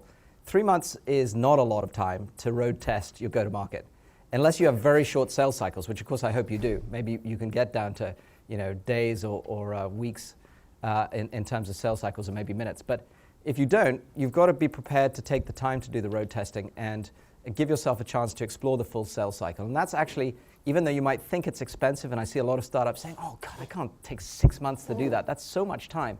It's a stitch in time saves 9. And if you really figure it out early on, you figure out how your qualification is going to work, it will save you so much money down the track. So thank you, Mark. You brought that to life very well. All right, well, the good news is I only have one more section, so you can get rid of me and get the guests back on stage. But it's a pretty important one. This is the results-oriented measured execution, as I call it, ROME for short. So why this is so important is that, unfortunately, marketing is the one budget that most people look at and they go, well, that's discretionary. And in many instances it is, unless you can prove what it is that's actually being delivered from it in terms of value. So this is how I encourage you to do this. First of all, measure every step. You can't manage what you can't measure, and the first things you want to think about are obviously what we talked about, time, people, and other resources. But what becomes important is conversion rates. And all the things that I talked about, the accelerators, brake, and clutch, and gears, are things that you should be measuring against. How did that move the conversion rate from one step to the other? And if you can keep showing that this particular gear, whenever you engage it, accelerates and causes conversion to go up from 2% to 10%, obviously you'll keep doing it over and over again. So that's why we think about it that way. To look at it visibly, this is really all about figuring out how do you get leads in up the top and a customer out the bottom. And so what we're trying to do is measure the time and resources and conversion rate at every step to figure out what are the steps that make an impact. And ultimately, at the bottom, how much did it cost you to acquire your customer in time, dollars, and resources? And you've probably heard this phrase now, the cost of acquisition of a customer. That's really what this is all about. And it's thinking about all the resources that go into that and what at each step made an impact. Now, as a startup, what you're looking for is one word, flow. You're looking for a seamlessly linked set of steps where the customer doesn't keep engaging the clutch and you keep going into neutral, but where every step is really obvious and it's obvious for them to move from, for example, interest to understanding and how they can then engage with you and then trial your product and buy it. And if you do this well, it turns out there's a very obvious secret. You can't skip this step because if everything's not seamlessly linked, the next step will not work, which is to reverse engineer it. In other words, if you know that, keeping it simple, 10% of your leads convert to customers. I wish it was that. Many companies are way off that. But let's say it's 10%. Then obviously, to get 10 customers next week, you're going to have 100 leads. And you're going to know what are the various different steps you're going to have to take to move them through from awareness to purchase. So it turns out the really exciting thing about this is it is possible to do this much more easily these days than it ever was back 20, 30 years ago when my brother and I were first trying to do this. And that's because the web actually makes it possible to close the loop. You can measure every step if you're doing, for example, all of this online. And many companies are doing just that. And in fact, as a result of that, they're effectively reverse engineering the process and saying, well, what is it that I need to do to build the business that I have? And they can if you like, plan the costs and resources and so forth that are associated with it. Now, when you come to us as an investor, by the way, and you've figured that out, can you imagine how much more confidence that fills us with that now that supposedly discretionary line about marketing is actually worth putting a couple of $1 million or $10 million behind because you can show us what it is that moves the needle. So this is why this becomes so important. So the web changes nearly everything, and I just want to point out a couple of things. You certainly can measure everything, you can create a closed loop, and it's lower cost. So that helps with things like being able to do what I call the virtual sales and marketing cycle. You really don't need today to start out thinking about salespeople and the six-legged sales call with an SE and so forth. But what you can do instead is to think about how would you automate everything and create everything as webinars or videos and podcasts. Now the negatives are, and it's pretty obvious, but I want to state it. Unfortunately, as everything's on the web, your competitor is also only one click away. And so you are going to get cost comparison, price-based shopping, all the kinds of things that go on all the time. And so you have to think about that. You have to think about how all the things we talked about in competitive positioning play out on the web, because all of those become distractions with just one click. And then I can't overemphasize this enough. I hear companies a lot, particularly when they're selling more complex products, skip the reality of trying to do this without learning the customer interaction for themselves first. For example, they say, oh yeah, no, we're just going to build an affiliate program. The affiliates will do this. That might work, but if you don't firsthand experience what the customer goes through in terms of pain of adopting your product and learning for yourself where you've got to improve, for example, the experience of the product, the installation or whatever else, you'll never refine it and you'll never move the needle in terms of making that whole flow that we talk about really happen. So there's no substitute at the end of the day for creating relationships and creating this experiential learning. But the good news is you can do that on the web too. Most of this can be done, whether it's via Skype or even, interaction on webinars. So there's a lot of things here that are really exciting about this new world. And that gives me a great chance to introduce our guest speaker tonight, which is Brian Halligan, who pretty much defined this whole term of inbound marketing. So welcome, Brian. Happy to have you with us. How's everybody doing? Everybody stand up. I have ADD, and I'm like a caged lion over there. Put your hands over your head. Okay, stick your right out and do a little shake. Left out, do a little shake. Sit back down. Nice job. Nice job, team. Okay, who's heard of HubSpot? Okay, cool. So we got a crowd that sort of gets it. So this idea of inbound marketing, I really like this idea a lot. It's a new type of marketing. And there's sort of two observations behind it. And the first one's driven here. Anyone know who this handsome guy is on the left? famous guy. Come on, you're Harvard Business School here. That's my dad. And that's me on the right. And if the first observation that led me to this idea of inbound marketing is just this radical transformation in how humans live and shop and learn. There's been this sort of tear in the fabric of the universe around the way work happens. The way we all live and shop and learn has radically changed. And I think that the difference is shown with my dad. I think about my dad, he got a lot of mail. Every night he'd come home at 6 o'clock, I'd sit next to him on the bench, and he would have the scotch and water and have a little cheese with crackers, and he would open like all his mail and read it. I never open mine. Do you guys ever open your mail? There's never anything in there that's useful. We got 7 TV stations, channel 2, channel 4, 5, 7, 38, 56. If you get the rabbit ears just right, you can get channel 68. And he talked on the phone a lot, and just very different from all of us. You know, I'm on Twitter, I'm on Facebook, I'm on LinkedIn, I'm on Gmail. It's just a radically different way I work and live and shop and learn. So that's sort of my first observation I sort of came up with. My second observation is that the playbook that marketers use, almost all marketers use this, is pretty common. And the playbook is we're going to buy a list of email addresses, and we're going to bang people over the head in email. We're going to hire a bunch of young and hungry telesales reps, and we're going to cold call people. We're going to spend a bunch of money on advertising on Google AdWords or whatever it would be. We're going to hire a PR firm to interrupt journalists. We're going to do TV ads. We're going to do radio ads. That's sort of the marketing playbook. And that playbook worked great for my whole career. I sort of built my career on that. I call it the outbound marketing playbook. There's only one problem with that playbook. What's the problem? What's the problem? What's the problem? With that playbook? I mean, it's the opposite of what you guys do. I know, but what's the problem?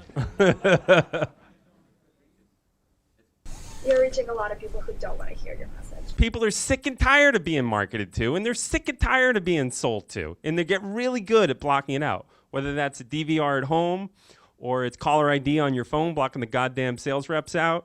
Whether it's you've got ad blocker software now that'll block out the Google AdWords, that doesn't work as well. You've got spam protection software, and you've got priority inbox with your Gmail. It's nearly impossible to reach somebody with the traditional marketing playbook today. You need to take that everything you learned in your marketing class here at HBS, throw it away. Doesn't work anymore. Completely rethink marketing to match the way humans actually shop and learn today.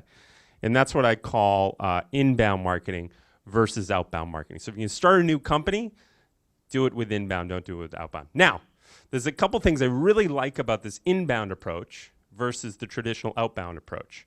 With inbound, your success is much more about the width of your brain than it is about the width of your wallet. Big companies have a big, thick wallet and a really thin brain. Small companies have big brain, thin wallet. Inbound marketing is great for small businesses. So you people at HBS, I'm a Sloan guy, but I heard a rumor the HBS people have big brains. And so you guys should be all over this inbound marketing discuss because your success is much more about the width of your brain than the width of your wallet. You don't really need any money to be successful with inbound marketing. Second thing I like about inbound marketing is the way it scales. So let me walk through how I think most venture-backed startup marketing departments work. Here's how it works. Everybody ready? You get your pile of venture capital. It's a pile. Sequoia Capital, they put all the venture in. And the marketing guy's like, great, here's my plan. I got my shovel, hold on. Shovel. And over here on the left, that's Google AdWords, but it's really a furnace. So I got my shovel, and I got all the money, and I throw it into Google's mouth. And Google grows like crazy, but you're stuck and you can't grow, and it's really hard to get the math work with AdWords. And this is how a lot of startups try to get the math to work. It's AdWords and Facebook ads. Just darn hard to make it work. If you get it to work, you put $1 in the machine, you get like $1.10 out of the machine. Really hard to get that math work. The way inbound marketing works is very different. Let's just say you're the CEO of Ford Motor Company. If you're CEO of Ford Motor Company, you've got assets on your balance sheet. What are some of the assets on your balance sheet? Ford Motor Company, assets on the balance sheet. Factories, inventory, cash. Thank you, David. You're a very good student. Things like that. Now, Let's say you're VP of marketing or you're the founder of a startup. What are the marketing assets you've got? The vision. That's crap. Hard, tangible asset on your balance sheet if you're a marketer. Perspective. That's horseshit. Time, horseshit. Come on. Okay, let me give you a hint. Links into your website. What's another one? HBS. Twitter handle. What? Like a Twitter handle. Twitter followers. Is that what you said? Brilliant. What else? Facebook fans, number of keywords you rank for in Google, number of pages on your website. Those are hard, tangible, modern marketing assets on your marketing balance sheet. And what happens is you create an asset today, create a piece of content today, and it's an asset that lasts forever and scales forever. It pulls in customers, and it lasts forever, and it pulls in customers essentially forever. So it's not like you're renting that asset. You own this asset. You're not renting space on Google. You're not renting space in some lists. You're not renting space on Facebook. You're creating your own marketing assets to become magnets that pull customers in. People with me? You guys with me? Cool. Okay, the other thing I like about inbound marketing versus outbound marketing is people hate outbound marketing. Does anyone like getting called at home at 6 o'clock? Does anyone like getting spam? Anyone like those television ads? Sucks. Inbound marketing is great. You create all this content, and it's rich content, it's informative, and it pulls people in, and it's engaging. So people fall in love with your brand like they fall in love with Patagonia, or they fall in love with Apple, or they fall in love with Whole Foods, these brands that people love. That's you want to create a lovable, modern brand. People are really sick of this traditional marketing. Okay. And so how do you do inbound marketing? We've only got a couple minutes here, so I'm going to talk about part of it. The first thing you need to do as an inbound marketer is to create tons of content. The idea is you got to turn your website into a modern magnet by creating tons of remarkable content, blog articles, genius, brilliant blog articles, ebooks, webinars, things like that. And if your blog article is good, or your webinar is good, or your ebook is good, it'll pull people in. And the better it is, the more retweets it'll get, the more Facebook likes it'll get, the more links it'll get, the longer it will sustain, the more leads it'll pull in, and it'll be really, really awesome. So the key to being a modern genius marketer is creating tons and tons of remarkable content. You market today, think of yourself like Disney or Fox or CNN, like you're a production studio. So think of yourself like a production studio. Turn your brains into customers. What's this?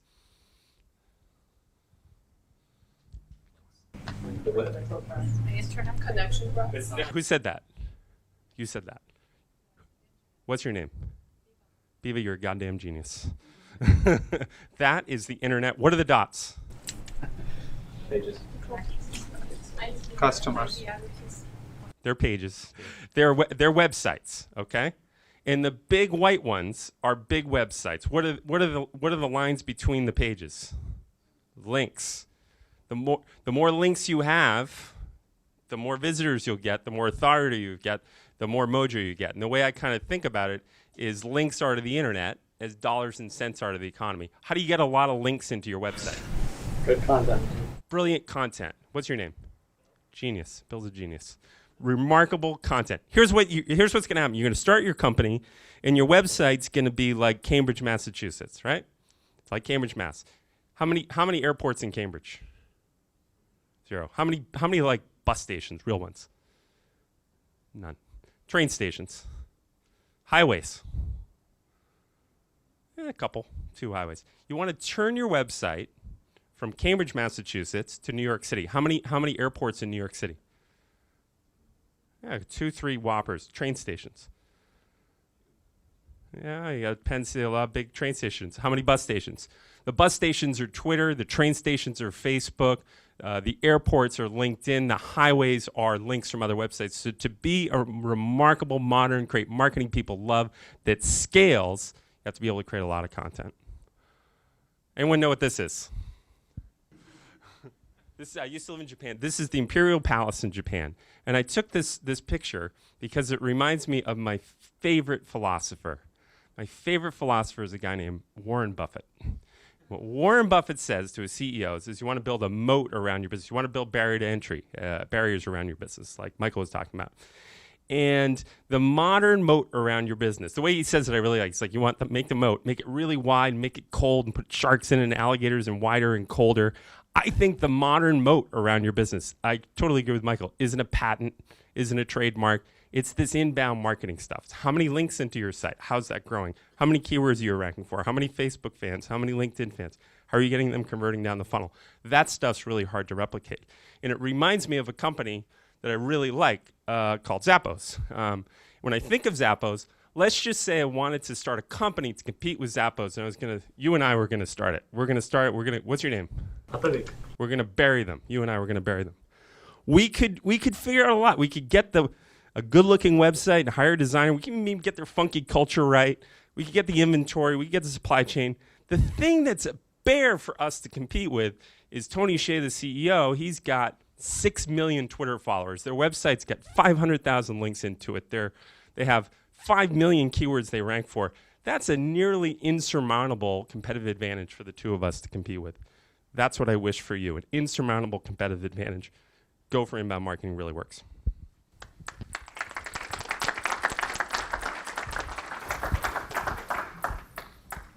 I don't know about you, but I feel like I need to rush out and buy something that he's selling. Whatever it was, I'm buying. I'm in. Too late, I think. I think a smarter brother got there earlier. Wait. If you want to learn more, the inbound marketing book you can check out, or go to HubSpotMarketingGrader.com. You put your URL in there, and it will give you a grade of 1 to 100 on how good or bad you are at this stuff. And then if you like this stuff, I teach a class at Sloan. It's a half semester class. You can cross-register for it. That's the end. Thank you very much. We'll try to put all those links up on the site so everybody can get to them. Great stuff. So there is no question that as people think about this, there are a lot of challenges to adopting this model just on its own. And there are people who talk about inbound as only being suitable for a certain deal size. We don't believe that's the case. It's not really to do with deal size. It's to do how you approach this thing. But it's certainly a question worth posing. So as a counterpoint, we didn't have time to get into it tonight, but Mark was kind enough to produce a document that's up on the site that you can go connect to, which is how can you also use this to get the best of all worlds in a hybrid model? Because there are certainly instances where outbound still makes sense. It's not just a one size fits all. So that can be found online at the resources under go-to-market outbound marketing. And again, it's all up on the website if you want to just click on it there. So thank you, Mark, for doing that. And sorry we didn't have time to fit it all in tonight. Love inbound, by the way. Yeah, it'd be tough to follow that act. I'll give you my 2 cents on that. He's going to give me the hook and something. No, this is good. This is what we're here for. Let's say you're Salesforce.com or you're IBM, you've got a big brand, and you start cold calling. People have heard of your brand. They might pick up the phone. If you're some little startup out of HBS that no one's ever heard of selling performance management software, that's an extra special waste of your time. So I think outbound marketing actually starts to work as you get bigger. In the early days, I think inbound. Startups use inbound. So I feel a debate raging there, which we need to get into. But actually, I think it's a great piece of advice. And maybe what we'll do is we'll set up that debate for some fun another time. But thank you very much. And thanks, Mark, also for contributing that. Okay, so on the last section here, and quite excited to introduce my brother David, who's been a fan of building this notion of a sales and marketing machine for some time, and really has taken what many people used to think of as an art and created a science out of it. And I think it's so helpful to hear from him why this is possible, because it's not just about size. It's back to that thought that Brian just articulated so well, which is if you use your brain early on, you actually really can turn this into a science. So David, great to have you here. Welcome.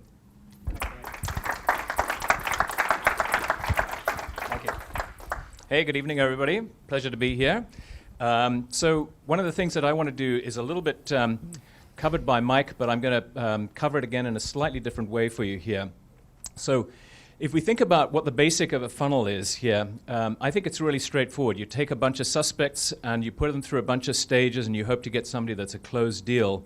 And once you've got a closed deal, you then want to do the reverse part of that, which is to try to expand that so you get the entire usage, potentially get some upsell in that process there. And so an interesting thing here is if we were in a perfect world for all of you as marketers, you would be able to get all of that done in one single step. And how many of you would like it if we could put up a website which looked like this, where we put up a small video of our product and told you that it cost $9,999 and said, buy it now. So the interesting question here is, why does this not work? Can you answer that question for your own particular products? If I can grab somebody in the audience who's got a specific startup and a product here, to tell this audience here why this would not work for their product. Yep. Because you're not targeting the buyer, you're not targeting the market, a specific enough segment to answer their question. You're right, but imagine for 2 seconds here that you have got the right buyer who's targeted on the site. What stops them from feeling comfortable to click the button there, right then and there? Go ahead. They see the price before I see the video and how the product is. So they're worried about the price. They're not sure if they're going to get a return on investment on the money. Would be one. Price can scare them before see what is the product. Trust? Like, how do they know that they can trust your product? Trust is a fantastic word. That was very well done. Thank you very much. So they're very concerned about, can they trust you and can they trust your product to actually work, would be a key one. Yep. There are multiple stakeholders who's going to make the decision to buy or not to buy. Excellent. Thank you very much indeed. That's a very good one. Yep.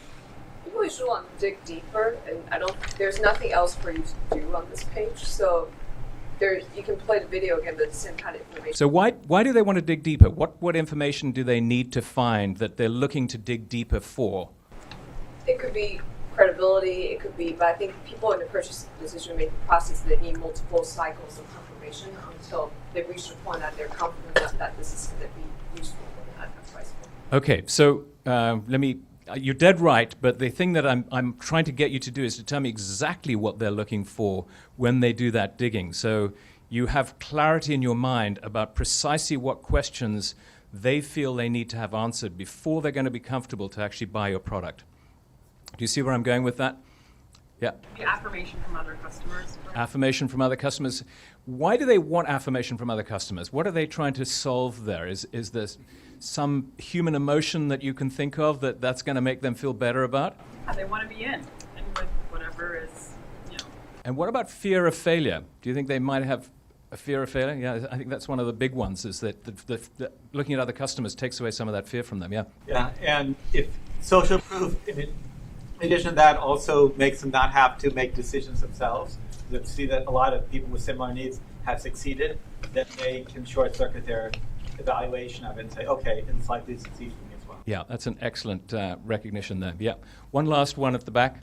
How it can help them out in solving their problems. Yes, exactly. Is this actually going to solve my problem, as opposed to, is it merely going to be some cool thing where I can watch some cool video? So what I was trying to do there was pretty simple, which is I'm trying to get you to step out of the way you think about the world and put yourself into your customer's brain to try to understand what's going on in their brain when they are asked to buy your product. And if I can recommend this to you, I would strongly suggest writing down every one of these points, particularly for your product. Yes, so it might be things like, is it going to integrate with Salesforce.com? Are my people going to be able to actually work this? Is there a good return on investment? But fear is one of the greatest things that you've got to overcome. Fear of failure, fear of themselves looking like idiots because they brought something into their company that didn't work, and overcoming that. So that's one of the key things that we want to have, is that list of things that have to be satisfied before somebody will buy your product. And to me, the art of marketing is really figuring out how to take what should have been that one step with the instant buy button and designing the series of steps that will allow you to effectively accomplish answering each one of those questions for them. So when we think about trying to design these steps here, Michael already covered this for you. I have a much simpler buying cycle than him. I think his is excellent. Mine just has 3 stages in it: awareness, consideration, and purchase. Let me give you a little example of what we're thinking about here. How many of you have gone, let's say you're going to pick up your kid from school, and actually I don't think anybody in this room has kids, so it's probably not applicable, but you've been wandering around town waiting for a train, and you wandered into a store without any intention to purchase, and within 5 seconds of getting in the door, a salesperson came rushing up to you and started trying to convince you that these sweaters here would look fabulous on you, and you really should consider buying them, and won't leave you alone, and all you really wanted to do was wander around the store. Can anybody tell me, how do they feel when that experience happens to them? It's not fun, is it? Right. It's not an enjoyable experience to be sold to. So that's a really interesting thing here. The more I ask people about this, the more clear it becomes that people really don't like to be sold to. But let me give you a different example. You are out at lunch, you accidentally spill your coffee over your sweater, you're now in a terrible state, you've got to go to an important meeting, you run into a store, you desperately need another sweater, you can't find a salesperson anywhere.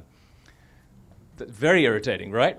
So what's different? One, you didn't want the salesperson, and the other one, you did want the salesperson. Anybody have an answer as to why they're different? They are in need. They are in need of the salesperson. The need.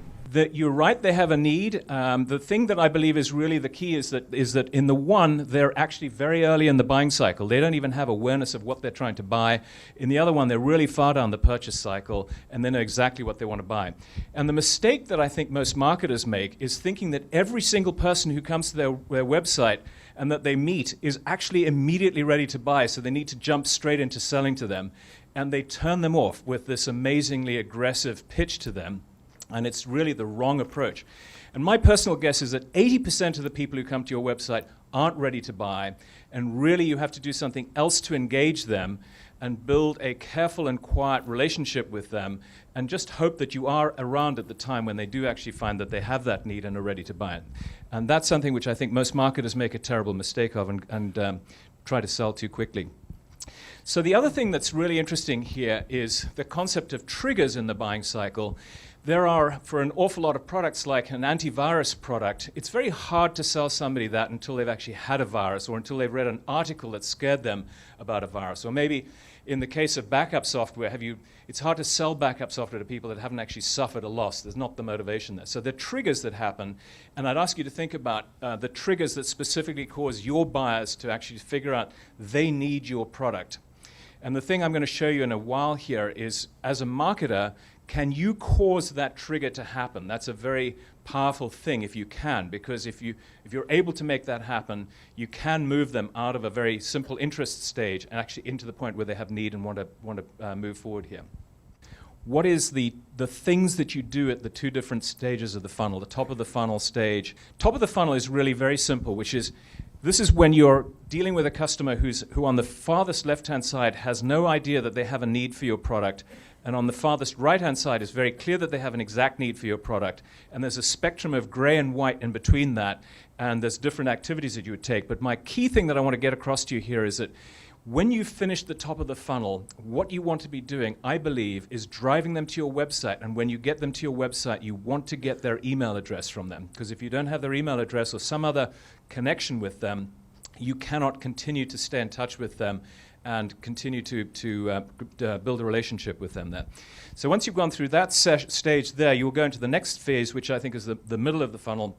And the middle of the funnel is pretty straightforward. It's really about determining which people are actually ready to buy and putting attention and focus on them with the qualification phase. And those who are not, you stick into a big lead nurturing bucket, and you want software like HubSpot to help you run this. And basically the art of doing great lead nurturing is to get very good at segmenting your customers down, because the open rates on emails that are generic and broad across the whole base will be very low. But if you can pick people that are in very specific verticals and send them an email saying, I know you're a photography company, here's how we solve problems for photographers, that does very well. And similarly, for example, if you've got somebody who's doing a free trial of your product, and you know by using tracking of which things they've used and which things they haven't used, that they've used this feature but not that feature, you want to send them an email which says, hey, I see you've experienced this part of our product, but I would like to encourage you to look at this, and here's a video which shows you the benefits of that, and here's how to get into it. So that's about where they are in the usage of your product, where they are in the sales cycle. So being able to segment, building up a database that shows you not only the attributes of the person, but also all of the things that they've done. Have they been to your website? Were they on the page where, for example, the pricing is? The pricing page is a good indicator that, for example, they're ready to buy. Were they on the technical pages? That tells you that they're a technical buyer. Were they on the pages that have got all the customer testimonials? That probably tells you they're a business buyer. So you treat them differently, send them different emails based on that kind of information there. If you get to this point here of having a funnel set up, one of the key things that we will have done is created a series of steps. Each step will actually be trying to address one of these questions that they had to have addressed when you were asking the question of why they didn't buy with the single page website there. So what we want to do is, for the metrics here, I'm just going to give you a very simple concept of how to design your metrics for a funnel. You're going to measure how many people were in each step, and also, when you finished that step, how many people converted to the next step. Michael was 100% right. One of the key things that I discover when I walk into most companies is that they haven't connected their activities together. So they didn't make a link between the webinar that they held and what they want to do next. So we are, I assume here, designing a completely linked series of actions. So when they come out of one, they're going to go straight into the next. And you want to measure how many actually did convert there. So let's take a very simple funnel and show you what that might look like. Assuming here that we've got visitors coming to a website and we want to convert those into a trial. And out of the trial, we're hoping that they're going to convert into a closed deal. So in that particular case, what we want is how many visitors have we got, and we want a trend line showing us that hopefully that's going up and to the right, a trend line of how many trials we've got, again hopefully going up and to the right, and a trend line of how many closed deals. And then we want the conversion rate from visitors to trials and the conversion rate from trials to closed deals. So that's the pretty simple way to tell you how to design your metrics for your funnel. And this is one last thing here is you want the overall conversion rate. And the reason for this is that different lead sources have very different conversion rates. So your Facebook ads, for example, might be completely different to your inbound marketing leads. And you need to know that because some of them are going to be good investments and give you a good payback and others won't. So these metrics will help tell you which is working and which is not working. Now, once you've got these metrics in place, you will find that every funnel, even Cisco, Microsoft, Oracle, etc., have blockage points where their funnels aren't working the way that they hope they will do. All right, so I spend a lot of time and have a ton of fun going around in companies and talking to them about their blockage points. I spent 3 hours with one of my portfolio companies doing that just before I came here. And what I've discovered is that the key thing is you want your customers to do something. You designed your funnel the way you wanted it to work, and the customers are not motivated to do what you wanted them to do. So the step you're asking them for, the classic step everybody wants is you want them to come to your website. Well, they don't really have a reason why they want to come to your website. You've got to give them a good reason why they want to come to your website. Once you've got them to the website, you want their email address. How many of you like giving email addresses to websites? This man's shaking his head aggressively here. I think most of you feel the same way. Why? You're worried about getting spam, right? You hate getting spam email. So what we're looking at here, maybe give you an example of an investment that I made a long time ago. Any of you heard of a company called JBoss at all? A few of you have, yeah. It's an open source Java application server, and they had, when I first ran into them, had 5 million downloads of this take place. And when I went with them, they had a business selling documentation for $27,000 a month, and they were also selling training for it. So they were making a couple of $100,000 a quarter with this business. And they had a new idea about selling support contracts. And I was brought in to kind of look at how do we market this? What do we do to create these steps here? So the first thing I said to them is, where are the names of the 5 million people that downloaded this thing? Because we want to talk to them. And they told me that they tried putting an email form in front of that download, and it had cut the download rate by a factor of 10. So that really clearly brings out, nobody wants to give their email address there. So what we did was pretty simple. This is the thing that Michael's talked about a little bit, but I have a slightly different way of describing it. We looked at, on this blockage point here, there are 2 key elements that stop people from doing things. One of them is friction, and the second one is what are their concerns. And what we have to do as marketers is come up with a really super strong motivation that is more powerful than the resistance that they have, the friction that they have, and the concerns that they have. We've got to answer their concerns as well. Sometimes it's just a matter of telling them that you're not going to spam them and giving them some assurance that they won't have problems. But the art here is getting inside of the customer's head and understanding what's going on in their brain and recognizing other things about them. So a little example here is if you want somebody to come to your website and you don't want to annoy them straight away with selling, you need to attract them there with something interesting to them. And so the answer to that is get inside of their heads, understand the things like, what does their boss expect of them at the end of every quarter? How do they get graded for good marks if their boss thinks they've done a great job? Or what do they personally worry about most? And maybe use those things that are inside of their brain, not your brain, as to what you want to have happen to create the incentives for them here. So I'm going to quickly illustrate what we did with JBoss. It was pretty straightforward.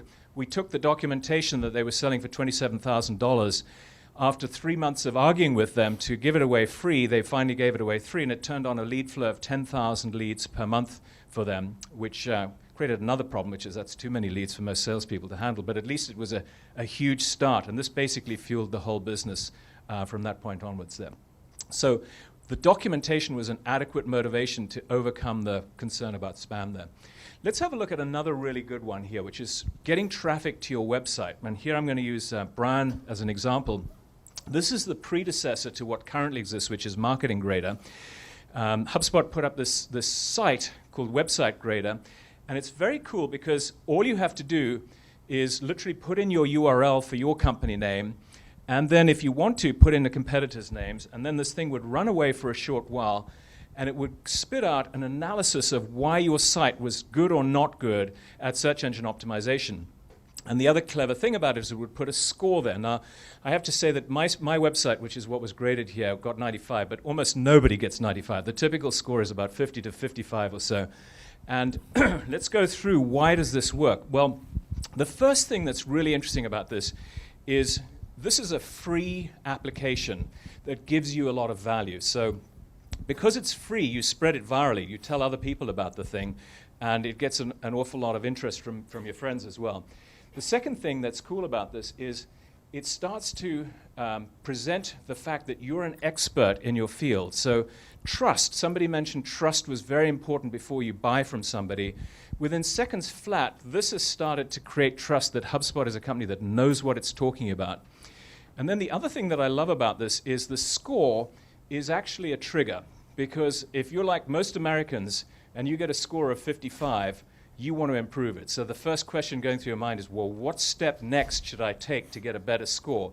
And by the way, I think this concept is very usable in almost all businesses, which is you can grade a lot of the things that you're selling. You can tell the customer, you're not up to speed with the best practices in your particular industry, and here's why.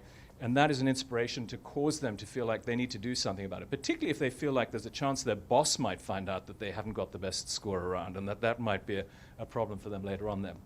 So in essence, the quick lessons from that, low customer work, high value, score leverages the trigger, builds trust through a clear demonstration of expertise. The last thing that I love about this is that this is a notion of using engineering for marketing. And I really think this is an incredibly potent thing for many of you, because a lot of you have developers in your organizations, and developers can build much more valuable things that cause an attraction for customers than marketers can. Marketers are stuck with things like white papers and videos and stuff like that. So worth thinking about when you're considering this is bring your engineering team in on this problem and have them consider it as well. So the art of doing this well is to even go down to micro steps. A little tiny example I'll give you here. I was sitting with a company called FetchNotes, that's a Techstars company, and I like the entrepreneur there a lot, so I was telling him, you know, to give me the diagram of his viral loop that he was trying to create. And the first thing he said was, okay, so somebody downloads this app. By the way, FetchNotes is just a simple to-do list app on your iPhone. First thing you get them to do is put in a to-do list item, but his problem is that he wants you to use some special features in his product, which is to tag that to-do list item. And the issue there immediately with that very first step is most people are not used to tagging their to-do list items, and they don't really see why they should, because there's no benefit apparent to them yet. So my thought for him on that one was, well, your friction is that they don't know how to do it, and they don't know why they should do it.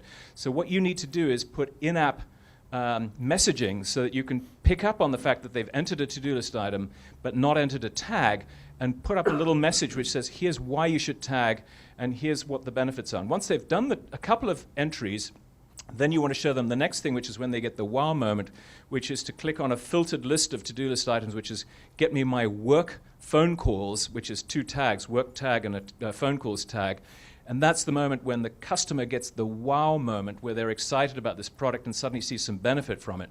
So what we're doing there is we're microanalyzing each step of your trial, breaking them down, looking at the friction for them, looking at why there's a motivation for somebody to go to the next stage, why there's a problem for them to go to the next stage, and also particularly looking at when do they get the real moment of realization that this trial was successful? What did it need to take for me to feel like this was a successful trial? I will now continue to use this product and recommend it to others then.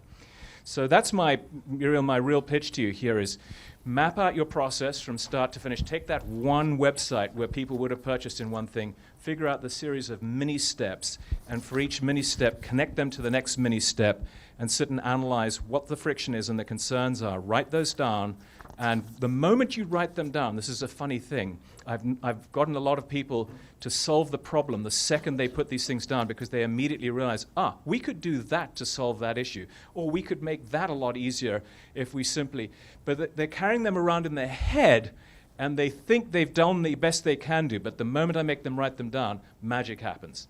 So there's the short amount that I can get covered in this amount of time here, and thanks so much for your time and attention.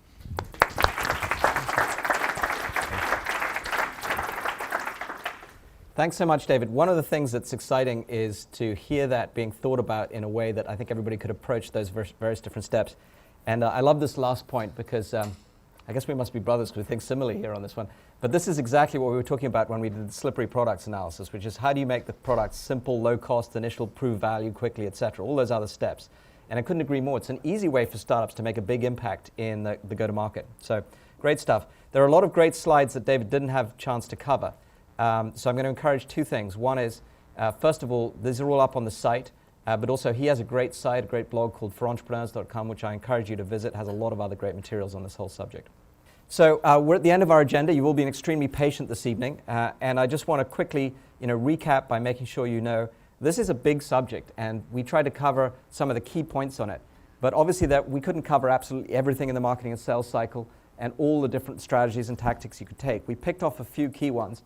And we ended with the whole discussion about how could you make it all measurable so that you could actually drive this. The ones that we didn't cover have been covered in previous classes before. And for those of you who didn't get it, I encourage you to either come and ask me or Harvard has them. Here's the handout. And again, you can just go straight to the website if you want to get it. And it'll have all those other case studies on things like channel and distribution, for example, which is a big one. And one of the most important things that you can drive as a multiplier. And I have had a bunch of requests from you, which I'll get to. I've got a series of classes coming up in the spring. People have asked me to connect the dots with the business model. They want to talk about whole product, strategic partnering. So I have those case studies lined up for the spring for those of you who want to follow along. And there'll be a sign-up form for those if you just ask either myself or Jody. So to summarize, the key points to remember from this evening are specifically, think about managing your brand right from the start. That's about you, and if you start how you mean to end, that'll make a big difference. Position to be unique. We talked about some of the ways to do that, not just technology. We talked about how important it is to target and segment. And as you could hear from David and Brian and actually Mark talking about that, that's a critical piece. There's a good case study that actually Jameis did with Demandware about how we did that. That's on the website. And think about driving your marketing and sales cycle. We heard some wonderful examples here of how you can do this in such a disruptive way with inbound marketing and a much more appropriate way for startups than just bludgeoning your customers with heavy, expensive sales calls and outbound approaches. So I think that was very exciting, and thank you, both David and Brian and Mark, for bringing that to life, and Jameis in particular for bringing this into focus in terms of how we position correctly with the right brand. But it is ultimately about measuring, so if there were one takeaway I'd ask you to do, this is the one discipline that typically gets lost, it's think about how to get results-oriented, measured execution and drive that through iteration in your early days as a startup. Very few people benchmark early on this, and the earlier you benchmark, the more you'll build confidence for yourself and for everybody you want to attract into your business to work with this, and the more easy it'll be, for example, to attract funding. And so just to put this all in perspective, this whole series is about building an enduring company. Go-to-market is, we believe, one of the most important aspects of execution. You can hire the right team, you can have a great value prop, you can have a fantastic vision, but if you don't start executing and connecting with your customers and actually build this piece right, everything, frankly, falls apart. So thank you very much to our guests who have been so generous with their time and putting these resources together. And also thanks to the Harvard iLab for what's been a tremendous year. To all the team here who've supported this. We'll be back next year. Thanks to all your interest and support for that.